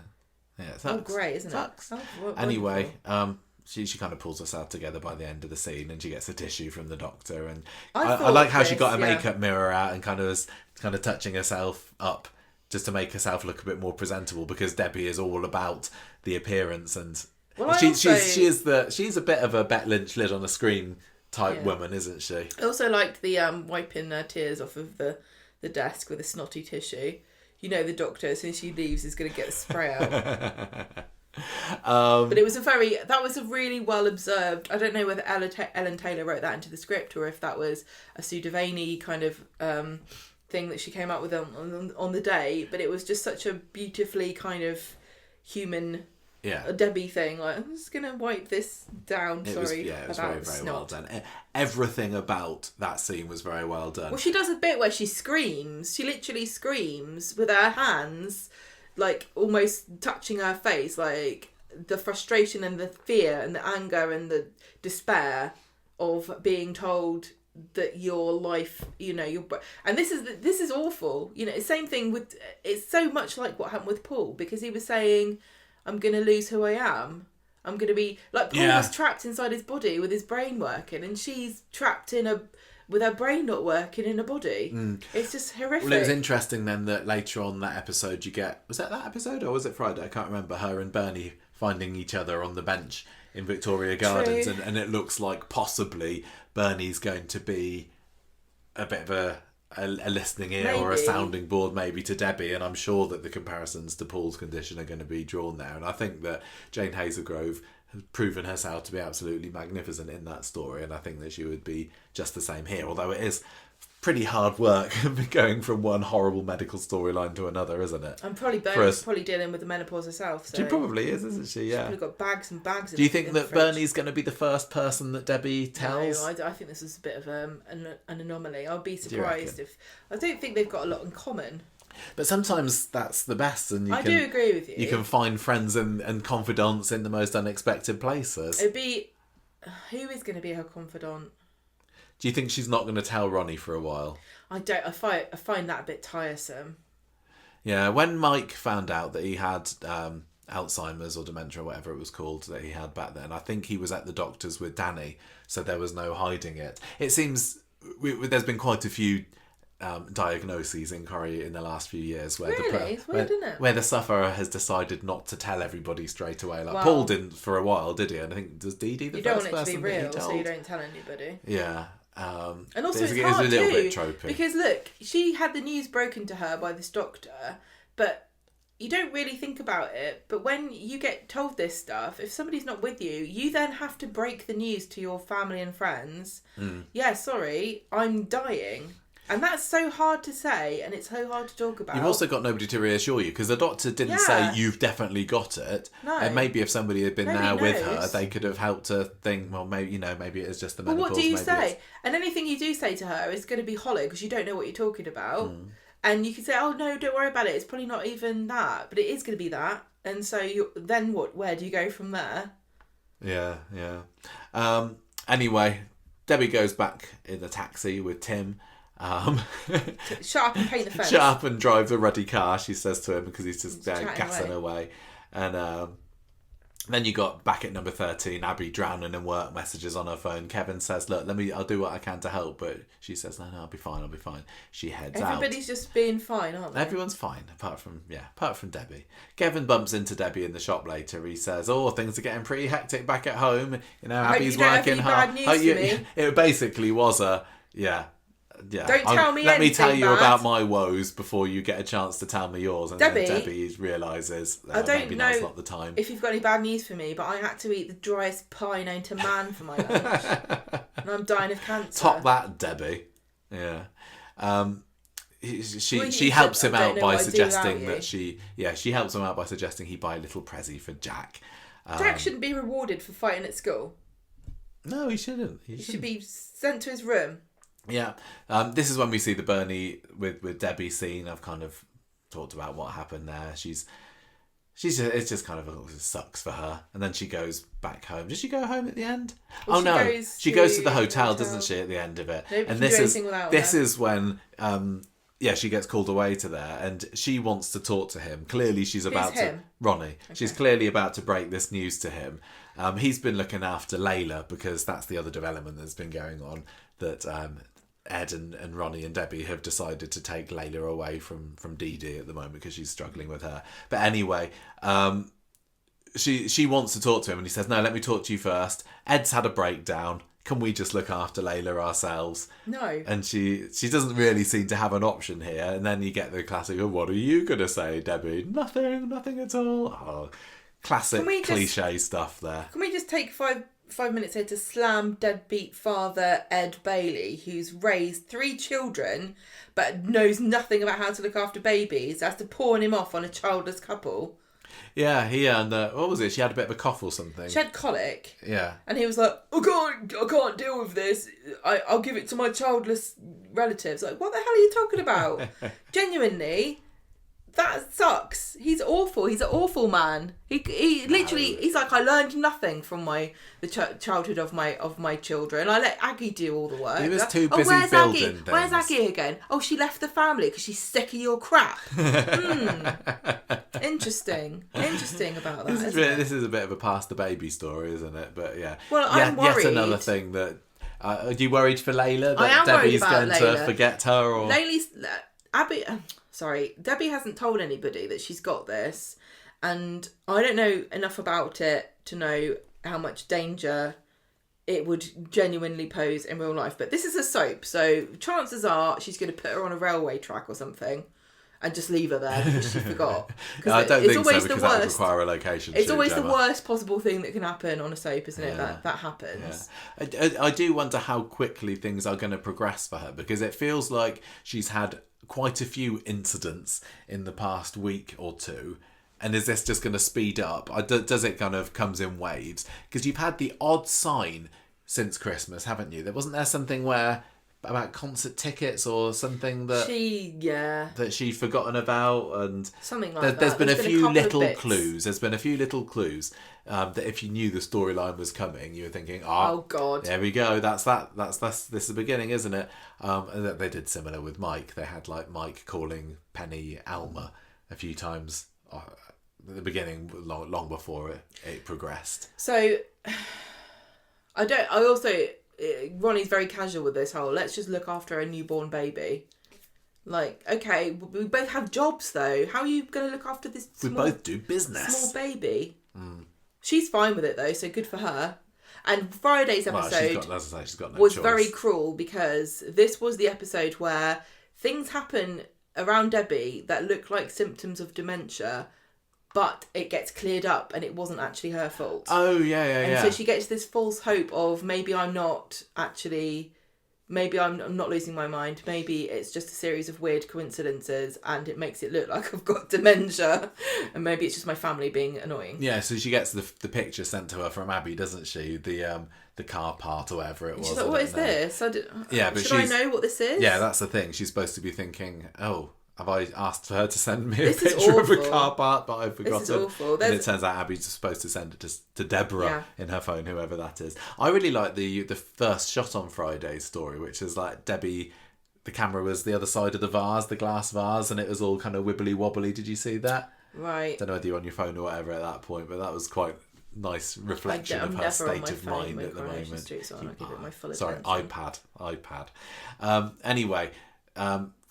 Debbie's forgotten her keys. Kevin's bought Jack some go-karting tickets so they can enjoy together, and they're going to do it on Friday. Yes. But Kevin decides on Friday that he's pretty sick and he can't actually go. Well, I don't think he decides that he's sick. He's having another down day after all his chemo, and it's so rotten. It's funny because he's talking about how sick he is, but then for the rest of the episode, all the other characters are determined to feed him. They're like, shut up. Stop being so boring. Have some soup from Roy's. Come to the bistro for a delicious meal there. And Kevin's like, no, I feel sick. I don't want to eat. Yeah. The worst thing is trying to eat when you're sick. I know. Anyway. Well, I think the worst thing is getting dementia or having terminal cancer. Yeah. So... Debbie invites. Yeah, they go to the cafe, and Debbie invites them to the bistro for a double date later on. Abby, Kevin, her, and Ronnie. And maybe Carl will drop in. Yeah, and then this is when it comes out that Abby sent the picture to Debbie rather than this Deborah person. So and she's kind of something of nothing. The look on Debbie's face, it broke my heart because she was like, "Oh, thank goodness for that. There's hope. There's hope for me. I've not got dementia. The doctor's wrong. It's just the menopause." Yeah, but no. We know the truth, Debbie. This is when Carl comes into it, doesn't he? So Abby's at the Fresco... Can we call him Slimy Carl the Bastard Man? No. That's very rude. Very rude. Okay. Abby calls him from the Fresco's car park later. Who? Kevin. Not Slimy Carl the Bastard Man? No, tells him about the meal, and he's not particularly thrilled by the prospect of going to the bistro with everybody because, as he says, he's feeling a bit poorly at the moment. So then, while Abby's sitting there, she's not even in the car parking spot. She's just on her phone, parked. She just decides to stop in the middle of the road in the car park or whatever, the bit that's not the space is called. Do you know what I'd do? It's no surprise that somebody goes into the back of her, to be honest. Do you know what I'd do? If I would put some sugar in a petrol tank. I was just thinking that. If this was Chesney's not there, he'd let the tyres down on both those cars for holding him up while he's got important quad business to attend to. So anyway, this guy gets out of the car and immediately they get into some kind of argument about, oh, you ran into me, well, you shouldn't have been parking there, and so on. And then she says, well, look, I've been actually having a bit of a tough time lately, and he's kind of making fun of that. And then she kind of unloads to him exactly why she's been having a rotten few weeks. Her brother's got cancer and her son's been fighting at school, and I've got PTSD actually. And then she storms off. She turns round to walk off. He tries to put a sympathetic hand on her shoulder, and then she turns round and smacks him. So these Websters, eh? I know, and then she's like, "Oh, you must be joking." This week. Like, what do you mean? You punched me. Don't act like me doing anything about you punching me is some kind of unfair retaliation. Well, she said it was more of a waft, didn't she? I liked the fact that she thought she was wafting her hand in his face. It is pronounced waft, isn't it? Have I been pronouncing it wrong all this time? I think waft is... Maybe there's a northern-southern divide and you as a Midlander... How do you pronounce this word, listeners? Because I would definitely say waft. Midlanders have to always call the the toss between the north and the south. So you're in a position here. So you're saying that waft is correct. What do you say? Waft. Waft, yeah, it's not waft. I like the word Maybe waft, Sally Carlton though. had just never seen that word before. No, I think I've heard people say waft on Coronation Street. Oh, okay. Well, there we go then. Things you learn. So do you think they're going to waft their genitals at each other? They will be doing that pretty soon, yeah. Because although things start off quite confrontational, it doesn't take very long before they're kind of making jokes with each other, and she's trying to fix his engine. Well, it's not his car, he's borrowed it off a mate. I don't get, because I don't think they've said yet, have they? Is he just popping over from Germany? What's he doing? Has he borrowed a car from a mate because he doesn't live here? Why doesn't he have a snifter of a German accent? That really bugs me. Why would he? If he's lived his last 40 years in Germany, did he go to an international school? I don't know, but I just... Do you think there's an international school in Germany where they're like, all right, kids, get your exercise books out. Lesson 1, Coronation Street. Right, this is how you say it. Ginnel. Not Salmon Alleyway around here. It's quite possible that his only exposure to English, to that's not on the TV or whatever, is Bill and Elaine. And I know Bill had a bit of an accent, but... Yeah, How different would this scene have been? Would it have been more creepy if you'd been like, I don't come back to the pub and yeah, I don't know. I also found I know that it's like Bethany, isn't it? When she came back from Milan, it's like mia. you moved to Milan when you were what, 5, 6 maybe? You'd have an accent by now, wouldn't you, Bethany love? This reminds me of the first season of Game of Thrones where Sean Bean's character realises that the Baratheon blood or something, it's like the genes are strong. Those northern folk, they will retain their accents. They're born with them, they're dying with them, they're impervious to outside influences. I wonder whether... It's not a roll, it's a balm cake. I wonder whether they would have considered getting a German actor had anybody applied for it, or would they have cast a net? Because this guy who plays Carl, I think he was in Hollyoaks or something. Was he a hunk in Hollyoaks?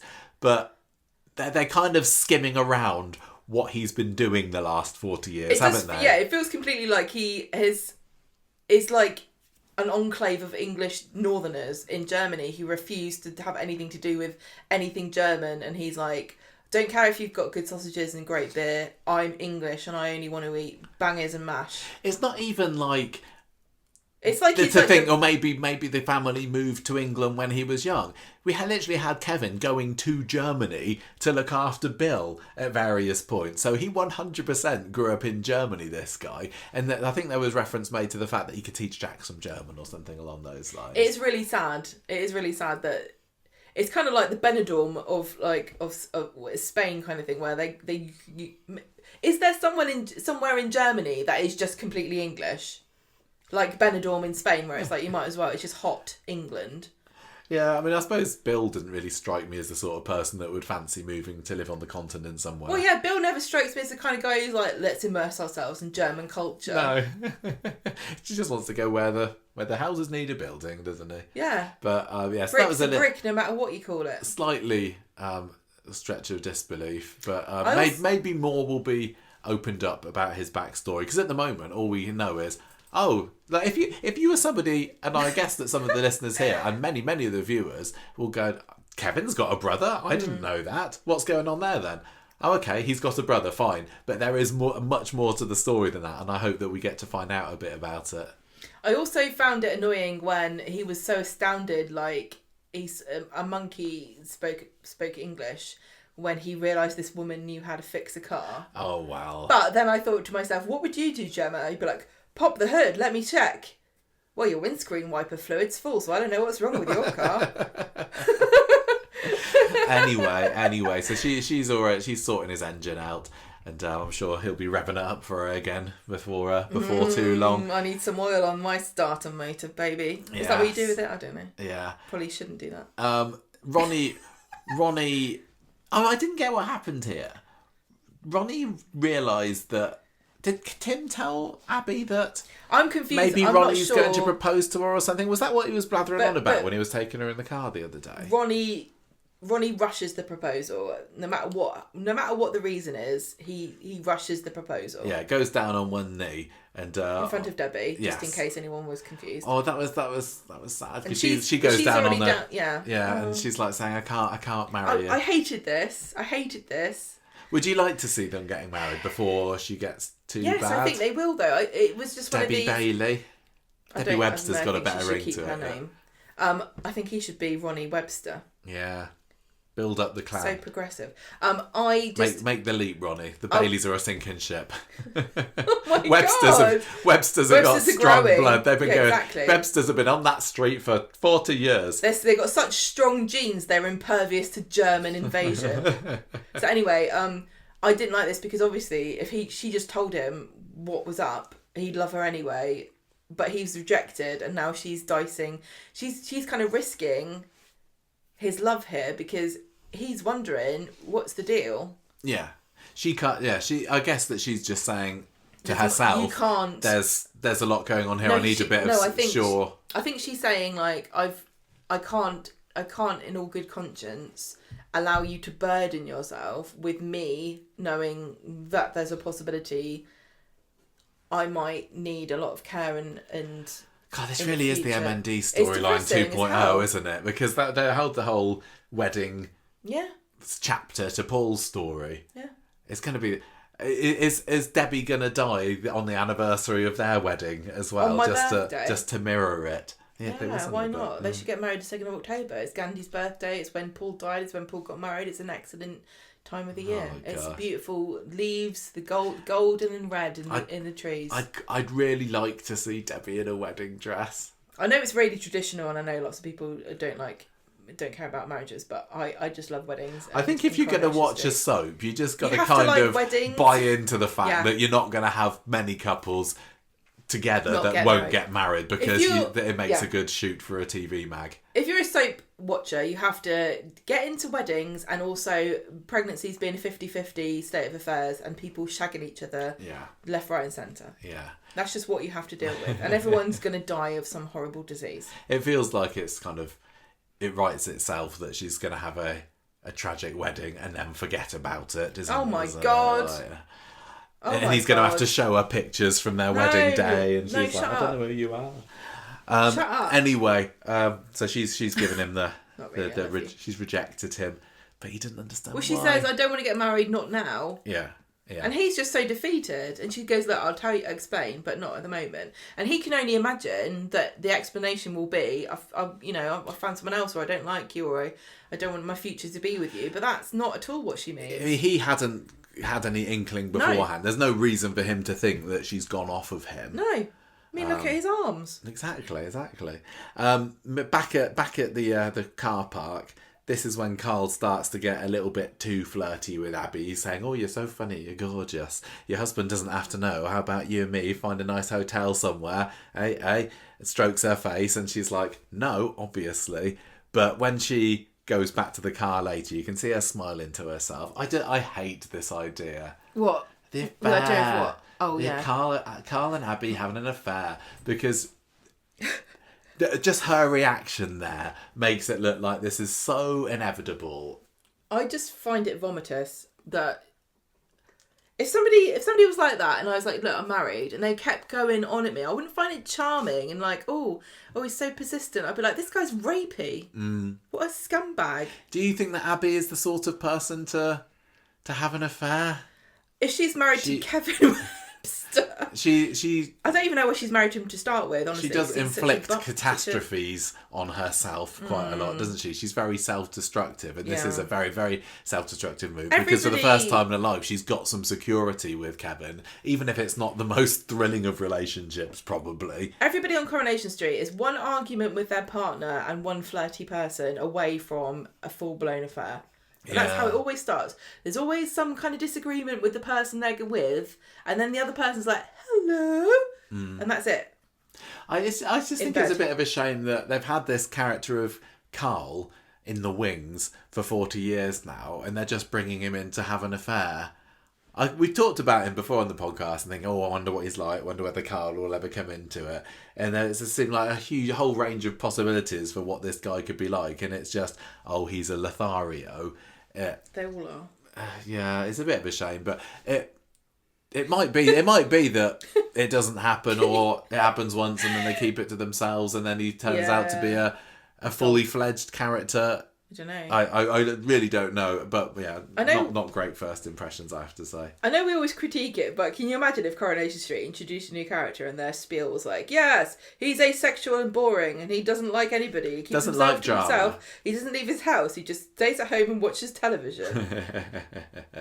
Well, what are the chances? Because when the Websters are all meeting together at the bistro later for this meal that Kevin's been forced to attend, the man comes in. Yes, it's Carl. Oh no, before then, Abby tells everybody about this annoying arsehole that she met in the car park. Oh yeah, she does, doesn't she? Totally unmemorable, she says. Well, because Debbie's like, was he fit? And she's like, no. Yeah. But anyway, Abby has some very awkward moments with Carl in the bistro there. He's even like stroking her hand when he shakes Gross. it. It's absolutely grim. He's horrible. It's slimy. His brother's maybe dying, and he's like, well, the sexy merry widow. Maybe he's like, I can't wait to get my hands on that Webster mechanics auto garage money. I've just got a horrible feeling that we're supposed to find him charming and hunky.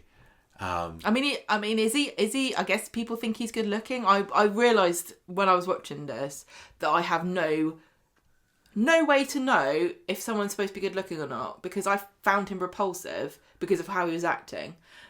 But is he handsome? I guess he's supposed to be. I think he's handsome. I think he was a Hollyoaks hunk and now he's a Corrie hunk, yeah. I'm just not good at judging whether guys are good anyway. looking or not. I think it's obvious when a lady is good looking. I think it's supposed to be obvious for both, really. I'm sorry, but there are some famous men who are supposedly hunky men who are like, are you sure? Well, luckily for me, your ideas of what makes a hunky man don't align with the vast population of women in the world. I'm not trying to diss this guy. I'm saying it's something with me. I'm not saying this guy's not good looking. I'm just saying I don't like. I'm not even gonna. There are so many famous men, and I really am itching to say their names, but I'm not going to because I think it's a bit mean. Who I'm like, are we? We're not seeing the same things, are we, here? What has happened? It's just the confidence that comes along with being a celeb, maybe, that people find attractive. I think famous nerds who are men get away with so much. They just do. There are some very unhandsome famous nerds who everyone thinks are sex gods. And it's not you I'm talking about. Oh, we've been waylaid, Gemma. There's basically just an awkward conversation at the bistro, basically. We also see everyone Debbie. Loves Carl apart from Abby. Yes, even Jack comes along and is pleased to see his uncle who's never met before or something. Debbie's having a memory service department invite to the hospital over to one side. So that's tomorrow, so we've got that to look forward to on Monday. I assume Monday is going to be the day when it gets confirmed. I don't know how quick the tests are. Well, is it like, I don't even know what they do. Do you remember when Shona had her test when she was she had to identify a rhinoceros. Is this a lion? What time does this say? And I'm pretty sure that these were the ones they gave Donald Trump, and he said he aced them. But the thing is that they're supposed to tell if you're literally demented. Yeah. So you should be able to pass that test with flying colours. There's a great scene. It's not an IQ test. There was a great scene in the midst of the Hillman story where Audrey was being made to think that she was losing her marbles because Richard was gaslighting her, and Archie gives her some tests, and she passes them clearly because there's nothing wrong with her. That was a really, really well done scene, and like the joy on Audrey's face at the end of it when she realises, I'm fine, and Richard is trying to get at me, and Archie believes her for the first time as well. We're not going to get any of that here, are we? We're just going to be told, yep, sorry, you have got it, Debbie. Can you imagine if I can do. If they did a test like that on me and they were like, what's this character's name? I'd be like, what's the actor called who plays this person, Gemma? Yeah, that's a good question. Back at number 13 at the end of the episode, Carl's left alone with Abby for a bit, still flirting outrageously. He's gross. I know. Well, she's telling him, she says, I'm counting down the hours until you're gone. And he's like, start the clock then. See, she's saying these things. Don't fall for it. This is gross. This is so many mixed messages, because I'm pretty sure they're going to have an affair. But what kind of message is this sending to everybody watching? Like, just be aggressive flirty with somebody and you wear them down eventually. This is how we ended up with such a toxic culture, because of all those 90s sitcom films, which are basically a man stalking a woman until she gave in at the end of the film and kissed him. I just find it difficult to believe that Abby... Is that dumb? Yeah, that's dumb. Sorry. Sometimes when characters have an affairs, you can kind of understand from the circumstances and the situations, like, they've got having a really rough time. Or I'm not excusing real spark here. Yeah, exactly. Like it's so sad that they didn't meet each other first because they're perfect for each other. Yeah, but it just feels like with this one, you've had a couple of scenes of Kevin getting mad, and that's enough to make Abby say, I don't know whether I can stick with him anymore. I also think it's super feels a bit forced, aggressive and predatory to continue to flirt with somebody who's told you that they're not interested. Yeah. I hope that he... yes, it's a waste of a character, but I hope that they do go down there, he's a nasty piece of work line. Who would ever do this to their brother who's got cancer? I mean, we said that they don't have a very close relationship. I mean, clearly. Maybe they don't have morals in Germany. Maybe not. But yeah, not a great start for Carl. But now we've finally got all three of these new men in the show who were touted with in their hunky photo shoots a month ago. Yeah, James has apparently disappeared already. How's Danny? I'm worried. But then you had Theo as well, didn't you? Yeah. And Carl was the third one. Theo this week was hilarious when he was in that scene with Todd in the pub, and he realised clearly that he'd put a t-shirt on with sleeves, but he couldn't show his arms off, so he rolled them all right up, because you got to have your arms on display at all times if you're welcome Theo. To the gun show. Yeah, basically. Now I will just say one thing about it, in that I have said I hate Theo. Theo. I hate Theo as well. I hate Carl. He's gross. He's slimy. He's a predator. Blah blah blah. Doesn't mean I don't want him to be in the show. Doesn't mean I'm not going to find him interesting to watch. And I do think these kind of characters are important. And it is actually really nice to have had Corrie go, look at these three characters, and not have them all just be, he's a great man, he's a man's man, he's a ladies' man, he's a blah blah boring just nice guy, he's going to be a dull character, like a villain. Great. Yeah.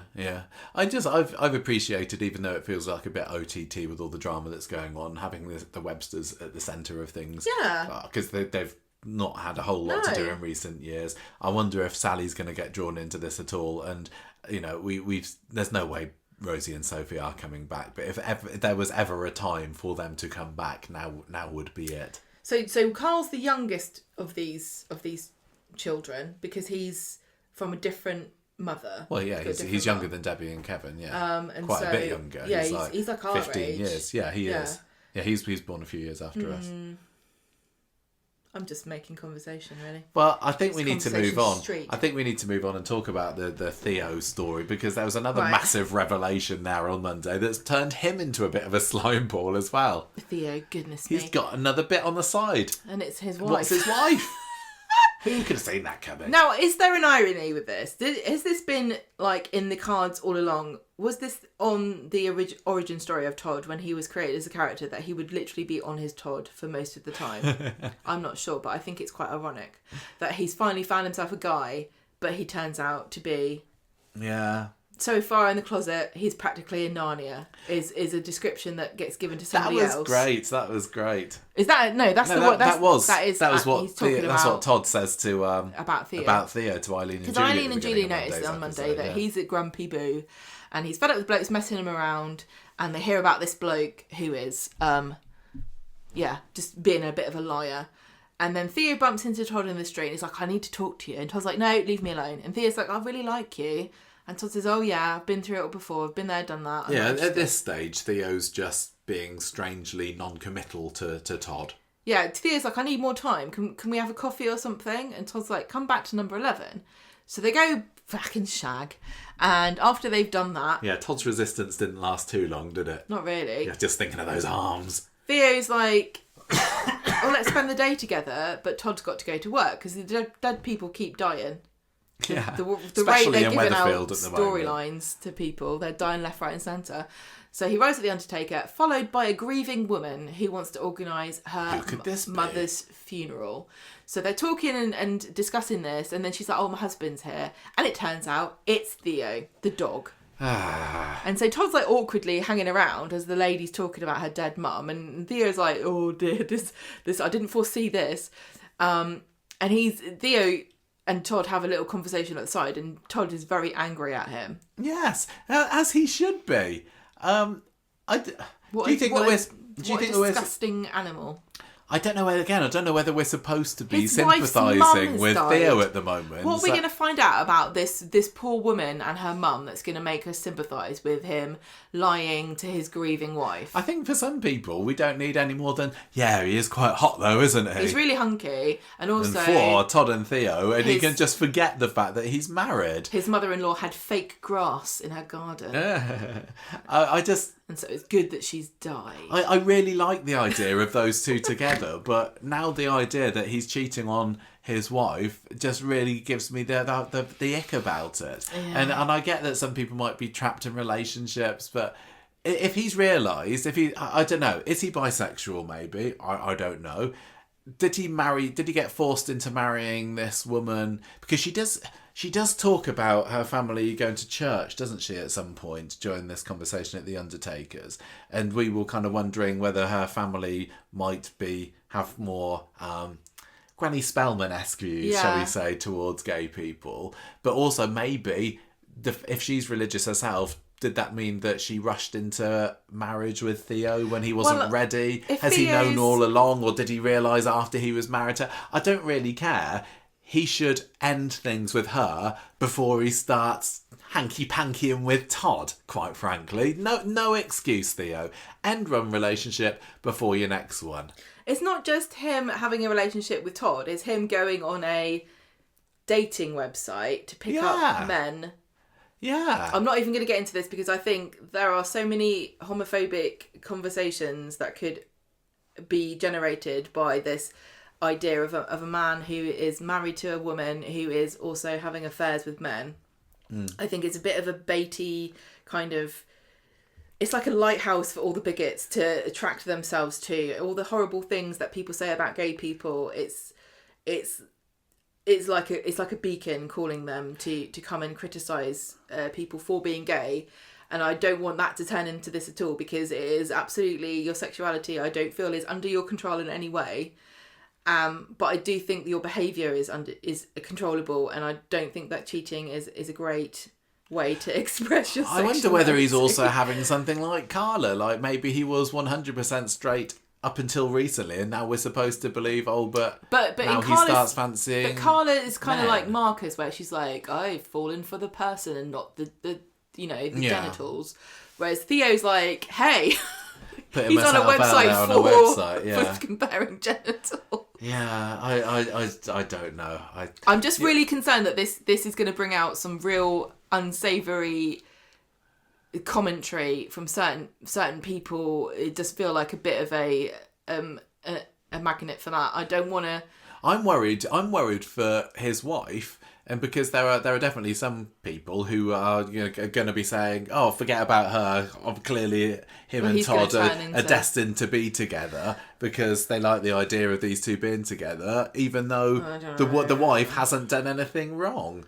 Well, it's a bit like Sedan, where he got caught in the crossfire between Kate and Rana, and we got so much stick for pointing out that he was being cheated on by people who were just blinded by the fact that they wanted these two women to be together. Exactly. And we were like, it's totally fine for them. Like, of course, it's totally fine. I don't even understand how you could listen to us for any length of time and consider that we're don't want to see lesbian or gay couples on the show, because that's completely nothing I even think about. But the cheating is what I found difficult, and having Zidane being treated like a bad guy because he was opposed to his wife sleeping with anyone, that's not great. No. But the fact that this woman is clearly a side character, and Todd is the main character, and Theo is his kind of, his beau. We're clearly supposed to be gunning. We're not going to be rooting for her. No. And I think that's really sad, and I don't know where they're going to go with this, because obviously this is not an unfamiliar story of a closeted person of any gender being in a relationship and having a beard or whatever you want to call it for convenience, or to I mean, it's much more prevalent in the past because it was very difficult to come out. Well, Todd's own story was similar to this, wasn't it? Like when Todd, he was going out with Sarah Louise, raising Bethany together. Yeah. And she was pregnant with their baby who didn't survive, and then his head was turned by Carl at work. So I guess that Todd can understand what's going on here, but the thing about having like being your sexuality being fluid is really tough on Coronation Street or soaps in general, because I think that on the whole it's not done in a sensitive exploration of what does it mean, you know, about you and how can you explore this and what is it, like let's talk about this very sensitive topic. It just turns into an explosive, like, oh, he's kissing him, but he was with her, and it just feels like really exploitative, and it's such a delicate and sensitive topic, and I do think it is a taboo subject that we haven't quite, as a society, really gotten to. I think we're okay. I think on the whole, everyone's like, yep, gay, yep, straight, okay, but this kind of being sexually, you know, your sexuality being fluid is very confusing, but the way it's handled on soaps is that it's just an excuse for a character to go out with somebody unexpected, or do have a big sexy stunt or a big picture that you can have kissing that everyone will be scandalised by. And I don't think you can pretend that you're being sensitive about it and also get away with making it exploitative and a bit going thwarted. I suppose it was a bit different for Todd when he was younger, because he was still young and trying to understand things, and I think it could be argued that he went out with Sarah because that seemed to be the done thing, and his brother was there saying, oh, you haven't got a girlfriend yet, and then when he was into the relationship, that's when he realised. But I don't know, I don't think that Theo's got legs to stand on here. He is 100% in the wrong. But okay, so showing our age a little bit here, we're very, very much accustomed to that idea of when we were young in our formative years. This was when stories like this were on television, and we were being educated in a certain way about, you know, people exploring their sexuality and finding out, actually being straight is not me. So watching Todd realise he was gay, I think, formed a lot of the opinions of the people of our age of like, oh, okay, yeah, that's fine. And I think that the new challenge is this kind of sexuality being a bit more fluid, which is challenging to me, because when I was younger, you were either straight or you were gay. And it was like the acceptance of being gay. That was the challenge of the people that were adults when we were kids. Yeah, absolutely. And so every generation we have a new understanding or opinion, or our understanding of something shifts slightly, and we're asked to challenge ourselves with something that's outside of our experience. And some people find it very difficult, and I hope that's not me, and I'm trying to expand my horizons, but I don't want to ever like judge somebody, but I don't think your sexuality can be, I like cheating on my wife. Yeah, there's no real excuse for that, is there? Can't get into that, but no. I am interested in why Theo has got to the age that he has, which is our age, and not had this infusion of being, it's okay if you're not straight. And I know that there are definitely people that have had that, and I know that there are closeted people that are our age and find it very difficult, and they deny it. It's really sad that exists, and I feel sympathy for them, but I don't feel sympathy for Theo at all, because he's got a family. I don't feel sympathy for him, but I will say that I'm more interested in seeing what goes on here than I am with that Abby and Carl storyline, which is a big for me. I do not want to see her going off with Carl, which is clearly on the cards, but I almost forgive I'll forgive Theo's character a little bit more, because I don't really care for his wife. I just don't like the idea of anyone cheating particularly, but I will be more willing to forgive him if things turn out right with him and Todd, because I just want Todd to I want him to be able to settle down with somebody, because we've known him for 25 years now, and he just needs a boyfriend. He's a good black man, really. I know he's done a few naughty things in the past. This is what I mean. I'm waiting for Corrie to give me a reason. I want them to give me a reason to find Theo's situation sympathetic. Yeah. But at the moment, we're kind of it's mad. difficult to. I hope that all makes sense. And I, like, as always, I'm sorry if I've offended anybody, but I think I'm realistic about my opinions about things, and I'm open to be challenged about them, but I'm also realistic, and I explain where I'm coming from. So Billy and Todd have this conversation later about what's happened, and Billy's like, just drop this guy, he's a liar. But Paul would probably say, just go with it. And Billy's like, I feel really bad. Like, he's this age and he's living a lie.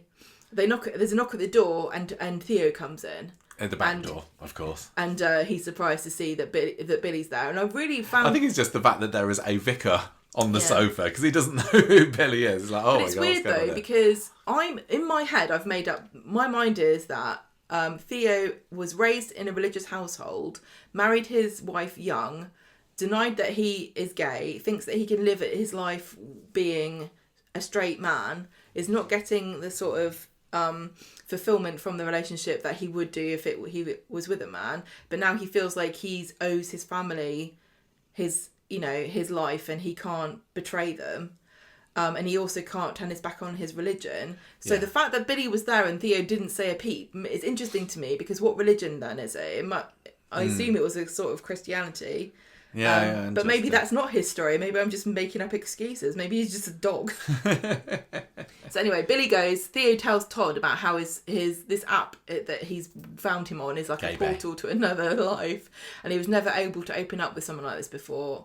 And Todd says his secret is safe with him. So do you believe him? Because I kind of don't really, that Todd is his first...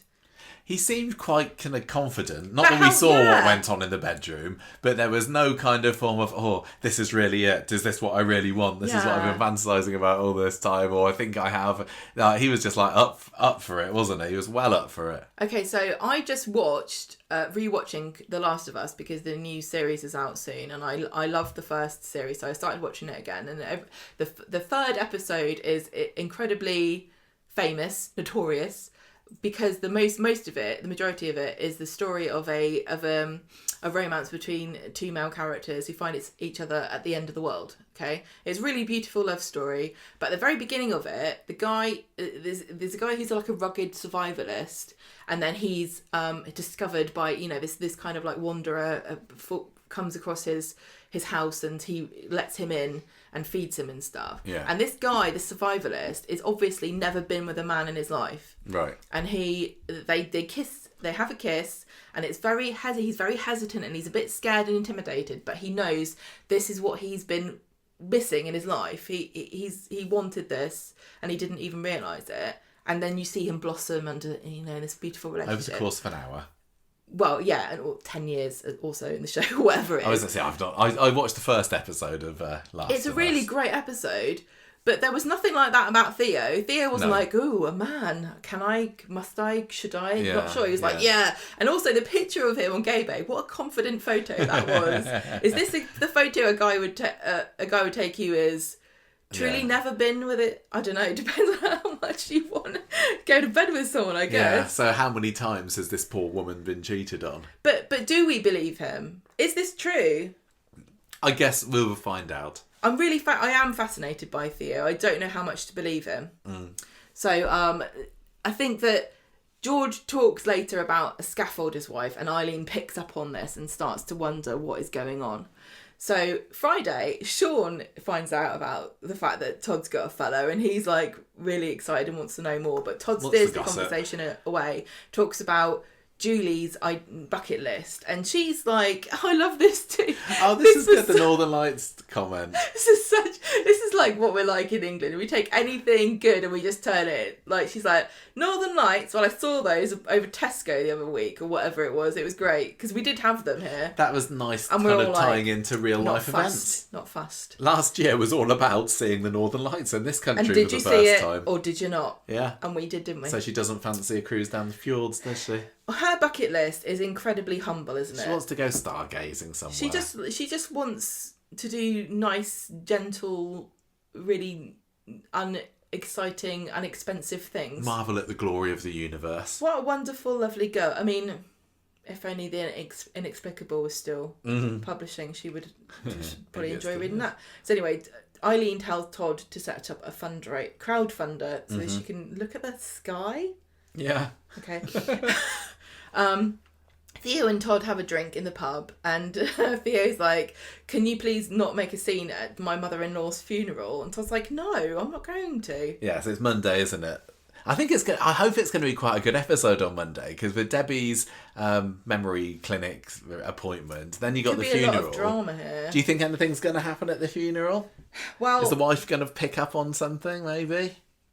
Are they going to be lingering glances over the coffin? The thing is, I'm not quite sure that I believe we're going to see the funeral, because Corrie may have sets for quite a few things, but they don't really have anywhere for a funeral to take place, do they? Come to our house. Apart from the gravestone. church.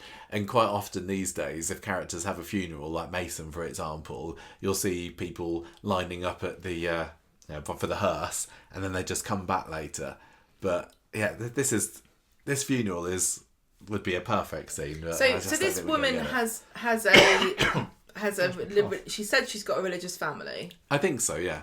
Okay. Which would make me think that they should be going to St Mary's for this, maybe. Yeah. And obviously the unspoken thing is that their religious beliefs cause them to be homophobic, which I would normally say feels a bit judgmental of religious people, but we do have the balance of a big gay vicar. Well, maybe it'll be the big gay vicar that's doing the funeral, and he'll be kind of conflicted with the knowledge that the grieving son-in-law is banging the undertaker. Can you imagine doing the eulogy and like? Oh my gosh, what's wrong with me today? Yes. Janice, she was notoriously hated Danny LaRue. Really did not like watching Changing Ends. She thought that was terrible because the kid was gay in it. Changing Ends, that was brilliant. But Janice didn't think so, and she was glad when Paul O'Grady died, and she calls Ellen degenerate. It's national and treasure. that is why Theo's not Paul safe. O'Grady. Not safe in this family. Right, more to come on that next week. So let's rattle through these remaining storylines, shall we? Dorin's back on Wednesday. Hooray! Oh. Isn't this wonderful? Because Alina's flat's flooded, and Viz doesn't particularly look too Apparently thrilled about the whole of Romania. Yeah, they're going through a rough patch at the moment, aren't they? He just turns up. I kind of liked it because he just turned up. Yeah. Nobody dropped him off. He just walked. He was just there. Nice surprise. Nice, very nice surprise. But Friday's when it kicks off, really, and well, it's more about Cassie and Steve, isn't it? Because there's balloon fights with Hope and Ruby and Dorin in the beginning of the morning while Tyrone's drowning in work. But yeah, the story kind of picks up when Cassie is supposed to be taking the girls to the cinema later, but they're not really into the idea of a 12A rated horror film, and she'd rather have a bunk up with Steve, so she lets them go off to their own devices, and she goes round. They go. No, she goes and sees Steve, while the girls meanwhile go into the back of number 4 and checking water balloons at Sally and Tim. See, this is interesting because this storyline about Hope doing her pranks has been running for a while now, and I'm really wondering where it's going. Yeah, is it going I don't know whether it anywhere, needs to go anywhere. It's a thing that she does. hijinks. She's clearly not learned a lesson from delaying the ambulance from reaching Mason in time, has it? That wasn't enough to shut down her YouTube channel wherever she's uploading. I mean, this the to. thing is, Michael, it was hilarious. It was, yeah, so hilarious. Anyway, the girls go back to number 9 later, and who do they find in there but Steve in his boxer shorts, having had a good old seeing to from Cassie. How disgusting. Yeah, they're talking about butties, aren't they? Which is also a bit rude to talk about after what they've been getting up to. And anyway, Sally comes knocking on the door, and the girls are hiding while Sally marches in telling Cassie about this balloon barrage. And I did enjoy seeing Hope struggling to contain her glee, just giggles and guffaws as Cassie's telling Sally, bugger off, it's nothing to do with Cassie you. thinks it's brilliant. Kathy thinks it's hilarious, and it's not. It's not, and it's not the right kind of, not the right sort of attitude that you should have when your granddaughters have been up to mischief. But it certainly fit with Cassie's personality that she'd be sending Sally away feeling like she's not really got the message across. I did really like it though, because Cassie thought it was hilarious, but then she did tell them off. She did. I mean, I suppose with if she and Steve have been caught by the girls, she does need to keep them on her side as well, doesn't she? Mutually assured destruction. To be destruction. fair, yeah. So anyway, the girls go off again later, but then Steve and Cassie, of course, again, because Fizz, Tyrone and Dorin come back. This is another one of Dorin's little outbursts, isn't he? Because he says, Steve! Anyway, Fizz and Tyrone later have been told about this water balloon incident, and so Fizz is giving them a bit of a telling off. But Ruby and Hope are just still just living off the fact that Steve and Cassie were caught out together twice today. Tyrone has a bit of a go at Cassie at the end of the episode, and she's like, yeah, so what if I like Steve? Tyrone says, look, he's Ken's son-in-law. She doesn't care. Stop being so mardy. And that was basically what happened there. I did like the bit where she walks out the room and Tyrone's like saying, I'm trying my best. And Cassie says, yeah, imagine if it was never good enough. And I thought that was a really interesting comment from Cassie, because she obviously feels that that is her lot in life. Like, nothing she does is ever good enough. She's always getting stick for everything. And I kind of like that comment, because I think it made Tyrone think a bit more about how he treats his mum. Yeah. But honestly, I don't see what you could be much different about it, because she is a bit of a liberty. My ears pricked up a bit of the comment where Steve points out to Cassie that he is married, actually. And you got the comparison between this story and then also what's going on with Abby and the Theo story, both of which they're all cheating, aren't they? Cheaters. But Steve has got a bit more leeway, hasn't he? Because it's been he's married to Tracy. year since he and Tracy have been. Tracy's apart. gone off with another man already. Yeah. I mean, I think that relationship's over. Yeah, and that is, I suppose, possibly proof that affairs can sometimes have a positive impact, because I was all for Steve and Tracy together, but to be honest, I've really not minded. I've not been willing them that much to get back together. Have you? I'm not going to be. I feel like I don't begrudge somebody. I don't really think of it as cheating if you're married to somebody. If that relationship is completely over, I don't know why you wouldn't just end it and have a divorce officially. But if somebody's got to the stage where they've moved to another country to live with somebody, even though they've now broken up, I still think that, Steve is effectively single. Yeah, he is. Fine, I suppose. I guess. Tracy's just been having her head turned by Rob Donovan the other week anyway, hasn't she? So she can't complain. I know that I am notoriously judgmental. But the thing about Coronation Street is that it does invite you to judge people. Is that bad or good? I don't know. Because I like, in real life, I don't concern myself with what other people get up to, really. I think whatever, like... I don't know what they... Yeah. None of my business. I don't even know what half the people get up to. And so, but when I'm involved in it, I'm like, right, well, here's what I think. All right, you get the fostering storyline. Do you want to have the story basically is Tim wants to foster and Sally's not so fussed. Tim feels like he hasn't got a purpose, and he really did not help raise Faye at all. So he doesn't know how difficult it is. And also, to be fair, in his relationship with Sally, I don't feel like he would be doing any of the heavy lifting of looking after emotionally or physically a child that they foster. I don't know. I think so. The idea that he wants to foster a child is like me saying, I want a puppy. I've never had to look after a dog by myself and be solely responsible for it. That's why I don't have one. I think that Tim would, because I think that they've been inspired by Mason. They will get one. And they would prefer. They will have a foster child. Would prefer a child a bit like Mason, a kind of a wayward teen lad. I'm sure they'll probably get. And I think that Tim wouldn't mind the idea of kicking a ball about with him, he thinks it will be like giving Mason, his manly influence, where he in a very short amount of time, he managed to make what he felt was a difference in a young person's life. Yeah, they're hoping it's somebody who's going to be able to go from a zombie knife carrying thug to a bully. To changing from that into a spaghetti carbonara cooking dreamboat within the course of a month. The reality is a lot more complicated, and I'm interested to see. I think Coronation Street's always been a really strong advocate for fostering. Yes, well, even back from, back in the 80s when Rita and Len got into it, there's been a fostering element on and off in Coronation Street fairly frequently. I don't feel like they get enough credit for it, because I think it is really challenging, and I do think that they've quite often not shied away from showing some of the challenges that fostering does Well, Sally without demonising it or scaring people away from it. Yeah, Sally made a point saying, well, you know, it'd be lovely to get somebody... Did she say it's lovely if we got somebody like Mason, but what if we got somebody like Hope? What was that? They made a line about, wouldn't it be good if we got somebody like Fizz? Because they talk about Roy and Hayley in their fostering. Yeah. And that was quite funny because when, you know, one of the first things that Fizz did when Roy and Hayley fostered her was accuse Roy of sexual harassment and nearly got him arrested, or did get him arrested. I can't remember. So Fizz was certainly not, you know, a fully polished final product to begin with. The challenges involved in fostering are, like, the child could be very troubled, but also the family could cause you severe headaches, and that's what happened with Wayne.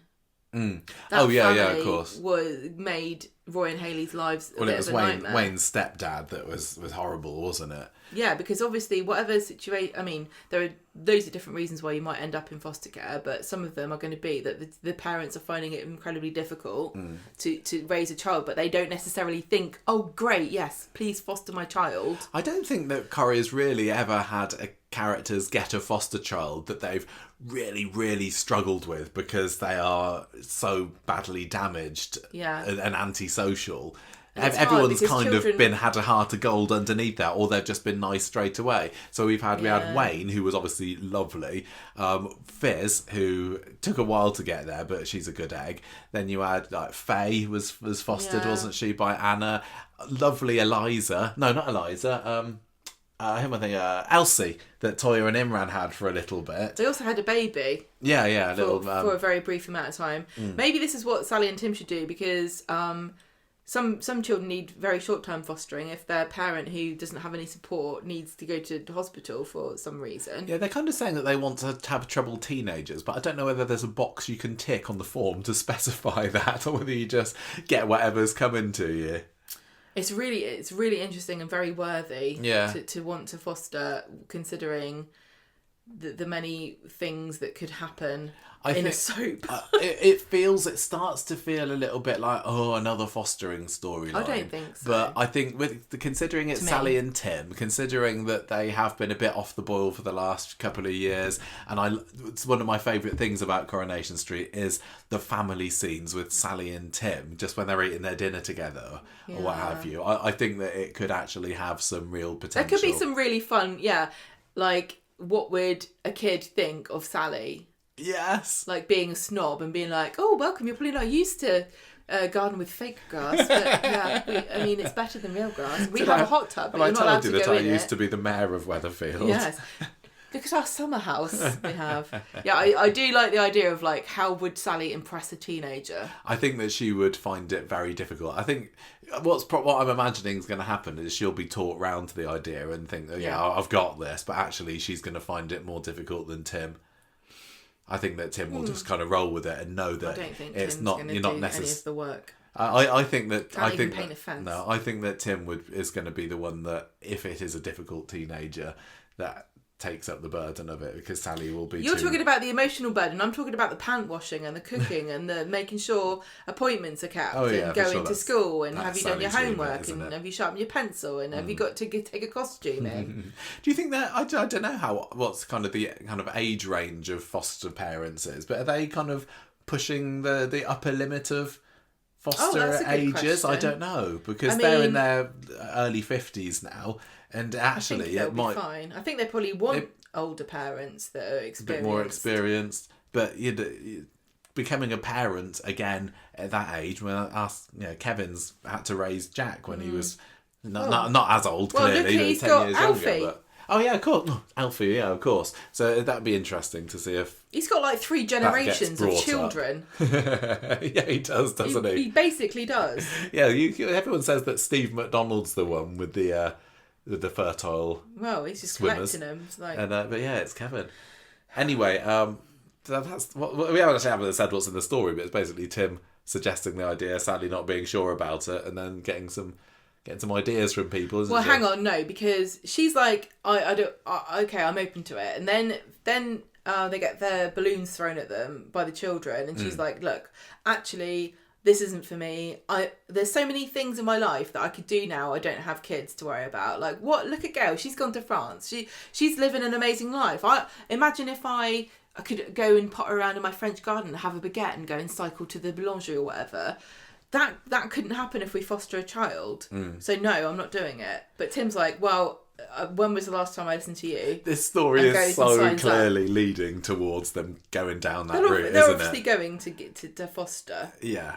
Tim gets his own way yet again. Oh. But at least they have got people who they could call upon for advice all around the street because, you got Rita, you got Toya, you got Roy. I'm almost certain that no matter what happens, this is going to be, at the end of it, a beneficial and rewarding experience, because I don't think Coronation Street is going to do a story where they foster like the spawn of Satan. No, I think they foster a child and actually they're dying of cancer. Sorry, Tim and Sally, you did say you'd have anybody. Yeah, here you go. You said you'd have a troubled teen, and It's this one's troubled by an orphan child who's stage dying 4 of cancer. No, hopefully this could be a heartwarming story. Well, it'll be a lovely. There'll be challenges, and they will fight and struggle. But I think the Wayne is my favourite fostering story. The Wayne Bruce story Wayne. was my favourite one because he was lovely, and his horrible stepdad was mean to him, and the whole kidnapping bit of it. Yeah, I enjoyed that. I don't mind seeing I'd rather see a million foster stories, even though we've had them before on Coronation Street through the generations. I'd rather watch that than another person get told a horrible thing that's 100%. That's happening to them. Unfortunately, a foster story on its own doesn't grab headlines, does it? No. But it is a socially responsible thing to have in a show. We should raise awareness of fostering because I didn't there are know lots you of could just take someone else's children. child and look after them, and you get paid for it. Did you know that? Yeah, I know. Dee Dee, what's been going on with her? She's just telling the nurse that comes around to visit her that she wasn't really looked after very well at the hospital, to be honest. This was the nurse who was the original nurse, who is also a person of colour, who had originally looked after her when she went into hospital before. Yeah. Then she had a lot of white nurses who were very dismissive of her and very busy. And now she's got this nurse again who is clearly, she feels a lot more comfortable with her. And she's openly saying to her, look. Yeah. And the nurse had the decency to look ashamed. Whether she's going to go back and warn her colleagues. Hard because she didn't do anything wrong. She's the only one who didn't do anything wrong. But anyway, that story gets put on ice, really, apart from the whole ends up with a baby. Also, what happened to Ronnie when he said he had the toilet troubles for a day and he couldn't do this? And I thought that we were going to find something out. When Debbie was going through her catalogue of incidents, I thought something was going to be to do with Ronnie. Because I think Ronnie has got away with pretending to be sick for a whole day to get out of looking after this kid that he's now sound with. Because a lot of people were also suggesting to me on our Facebook group, or somebody suggested that maybe Ronnie doesn't like kids and that's why he said he was sick on that day. I don't think he was sick. There's no evidence at all that he was ill for a day. But now it can't be that because he was willingly saying, "Oh yeah, we'll look after Layla." Yeah. So what was he doing for that day? I think Coronation Street. A lot of people want them to do spin-offs. We're always saying, "Oh, do a spin-off." I want to watch Ronnie's Lost Day. I want it to be like 20. Maybe there's a flashback to come. Like 24 with him. 24 episodes, every hour of the day. What was he doing? Boop, boop, boop. I don't think I could cope with that spin-off. But Ronnie definitely looks like the sort of guy who could be in an action film. Yeah. We don't actually ever see him at work, do we? Is he an undercover agent? Yeah, I think he's fighting terrorists. I think he's wading in canals, pulling bodies out. I think he's going to clubs and finding drug kingpins. I think he's flirting with the ladies of the night to get some information. They put a twist in to say this is actually what he's been doing. It wouldn't be the most far-fetched thing that Corrie's ever sprung on us, has it? Why not? Chesney and Gemma are trying to avoid the McCarleys on Monday, and Chesney is, and Gemma says, "Well, I can't. I'm meeting Lou for lunch actually," and but then Chesney says, "No, I'm not having you meeting her. They're a bad lot," so she has to cancel it. But of course, Lou sees her in the cafe, and Gemma's like, "Oh, caught me out there." Anyway, it was all very awkward, and she's going to go out for a drink with Lou at the end of the episode anyway, so they do. That was a bit of filler, wasn't it? I don't really understand what's going on with the McCarlis and their evil genius plan of befriending people they hate for dragging it reasons. on for so long, aren't they? Then you got Dylan, who's still having a difficult time at prison, but not letting anybody know. Is it? Yeah, Betsy's on the phone too on Monday and saying, "I'm fine, really." Isn't that interesting? What? I didn't know you could phone people in prison. Yes, you can. That's weird because you'd think that the Platts would always be chatting to Max. Well, we haven't seen much of the Platts, to be honest, have we? Recently? Where did he go? Where did Max go? Max done. No. Derby. Derby? No, he didn't go to Derby. He went to. I don't know. A place that's called County Durham. Durham, that's it. He went to County Durham, and sadly, the only telephone line between Manchester and County Durham is currently been severed. So they can't phone him. They have to fix it. Sean goes to see Dylan on Monday after being told by Betsy that he was acting a bit weird, and Dylan says, "Everything's okay. Me and Brodie are mates now. Stop stressing." And that's kind of the end of that. Betsy's miserable. It was a total time filler. Her arm is still bad. Betsy's arm's still bad. Jenny's still being distracted by her dating app because Christina's still catfishing her. Greg. Yeah, no. Dom. Dom is the name. Greg is the ex, isn't he? But nothing really happened there. But it's always a pleasure to see Christina. And Carla has told Jenny at the end of the episode that she's fed up with waiting after a good year of it, saying, "I'm putting the pub on the market." Yes, this was a big development. She's like, "You owe me money. I'm not getting it. So I don't care if you buy it, but it's going up for sale." Yeah. So this is. I'm somewhat concerned that Jenny might not be the landlady for much longer. How are you feeling there at the moment? We riot. She has had a good run. She's been the landlady she for. Hasn't. I know that COVID kind of put a dampener on it a little bit. In time, she has. In episode counts, yes. But in actually being the landlady and having landlady leaving a legacy, things, feels like not enough. She's been cheated. Yeah. Genuinely. And I think that she is such a great character to be the landlady that if they got rid of her now, I think that they would be making a big mistake. I just can't think of anybody who could replace her in a more satisfying way. It's the year of Corrie mistakes. Yeah, I'd be absolutely... And I said to Kate Brooks when we met her last year, I said, "Don't you kick Jenny out of the Rovers." Well, little did I know that she was thinking, maybe I will. Well, I'm going to do the opposite. I just think that I don't know what on earth Jenny would do if she wasn't. No, there's nobody that can replace her, and there's nothing that she could do a better job than her. So I'm just wondering. And Kit and Sarah are flirting.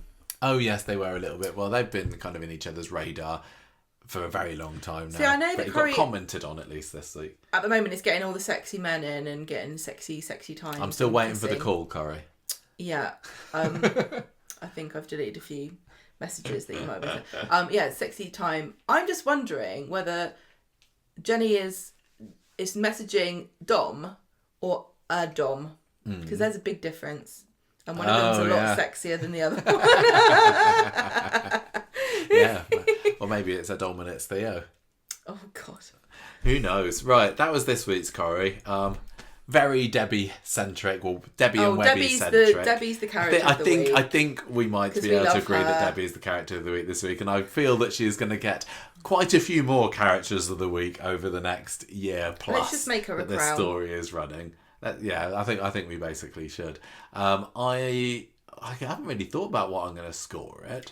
I thought Wednesdays was clearly the strongest episode, and I really appreciated them doing something different with that, taking risks. I think that there weren't particularly any paid off. Yeah, and there weren't particularly any stories that I was that down on. I hate the fact that this Debbie story exists, but I was still completely captivated. This is what annoys me. This is what annoys me about it. It's like, I don't want it. Oh, that's good. Yeah. But there weren't any stories that I was particularly bored by, apart from the Chemma and Chesney thing, which didn't really take up too much time at all. I'm intrigued by Theo. The fostering is going to open up something for the Metcast, which I think is sorely needed. Who can't have more Dorin in their lives? Exactly. I'm going to give this week's Coronation Street 4 t-shirts with printed across the front on them out of 5. What about you? What are you scoring it? I'm going to give this 4. Oh, you going for 4 as well? Nasty, selfish, self-pitying little prats. Oh yeah. Because I was going to give it to, what did I call him? Slimy. What's his name? Theo.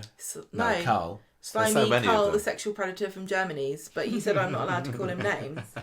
Okay, well, yeah. Pretty good week, despite the subject matter making it difficult to really buy into. But it'd be so easy to like just say to Corrie, don't do this, don't do that, because it's bad when you do it. But they do such a great job of like being little asshole, emotionally manipulative storyline, make you cry. Look at Paul, isn't it sad? You didn't even care about him last year, now he's dead. How do you feel about it? You're sad, aren't you? Yeah. They're just so good at it. They're just evil. I know. Anyway, that was it for this week's Street Talk.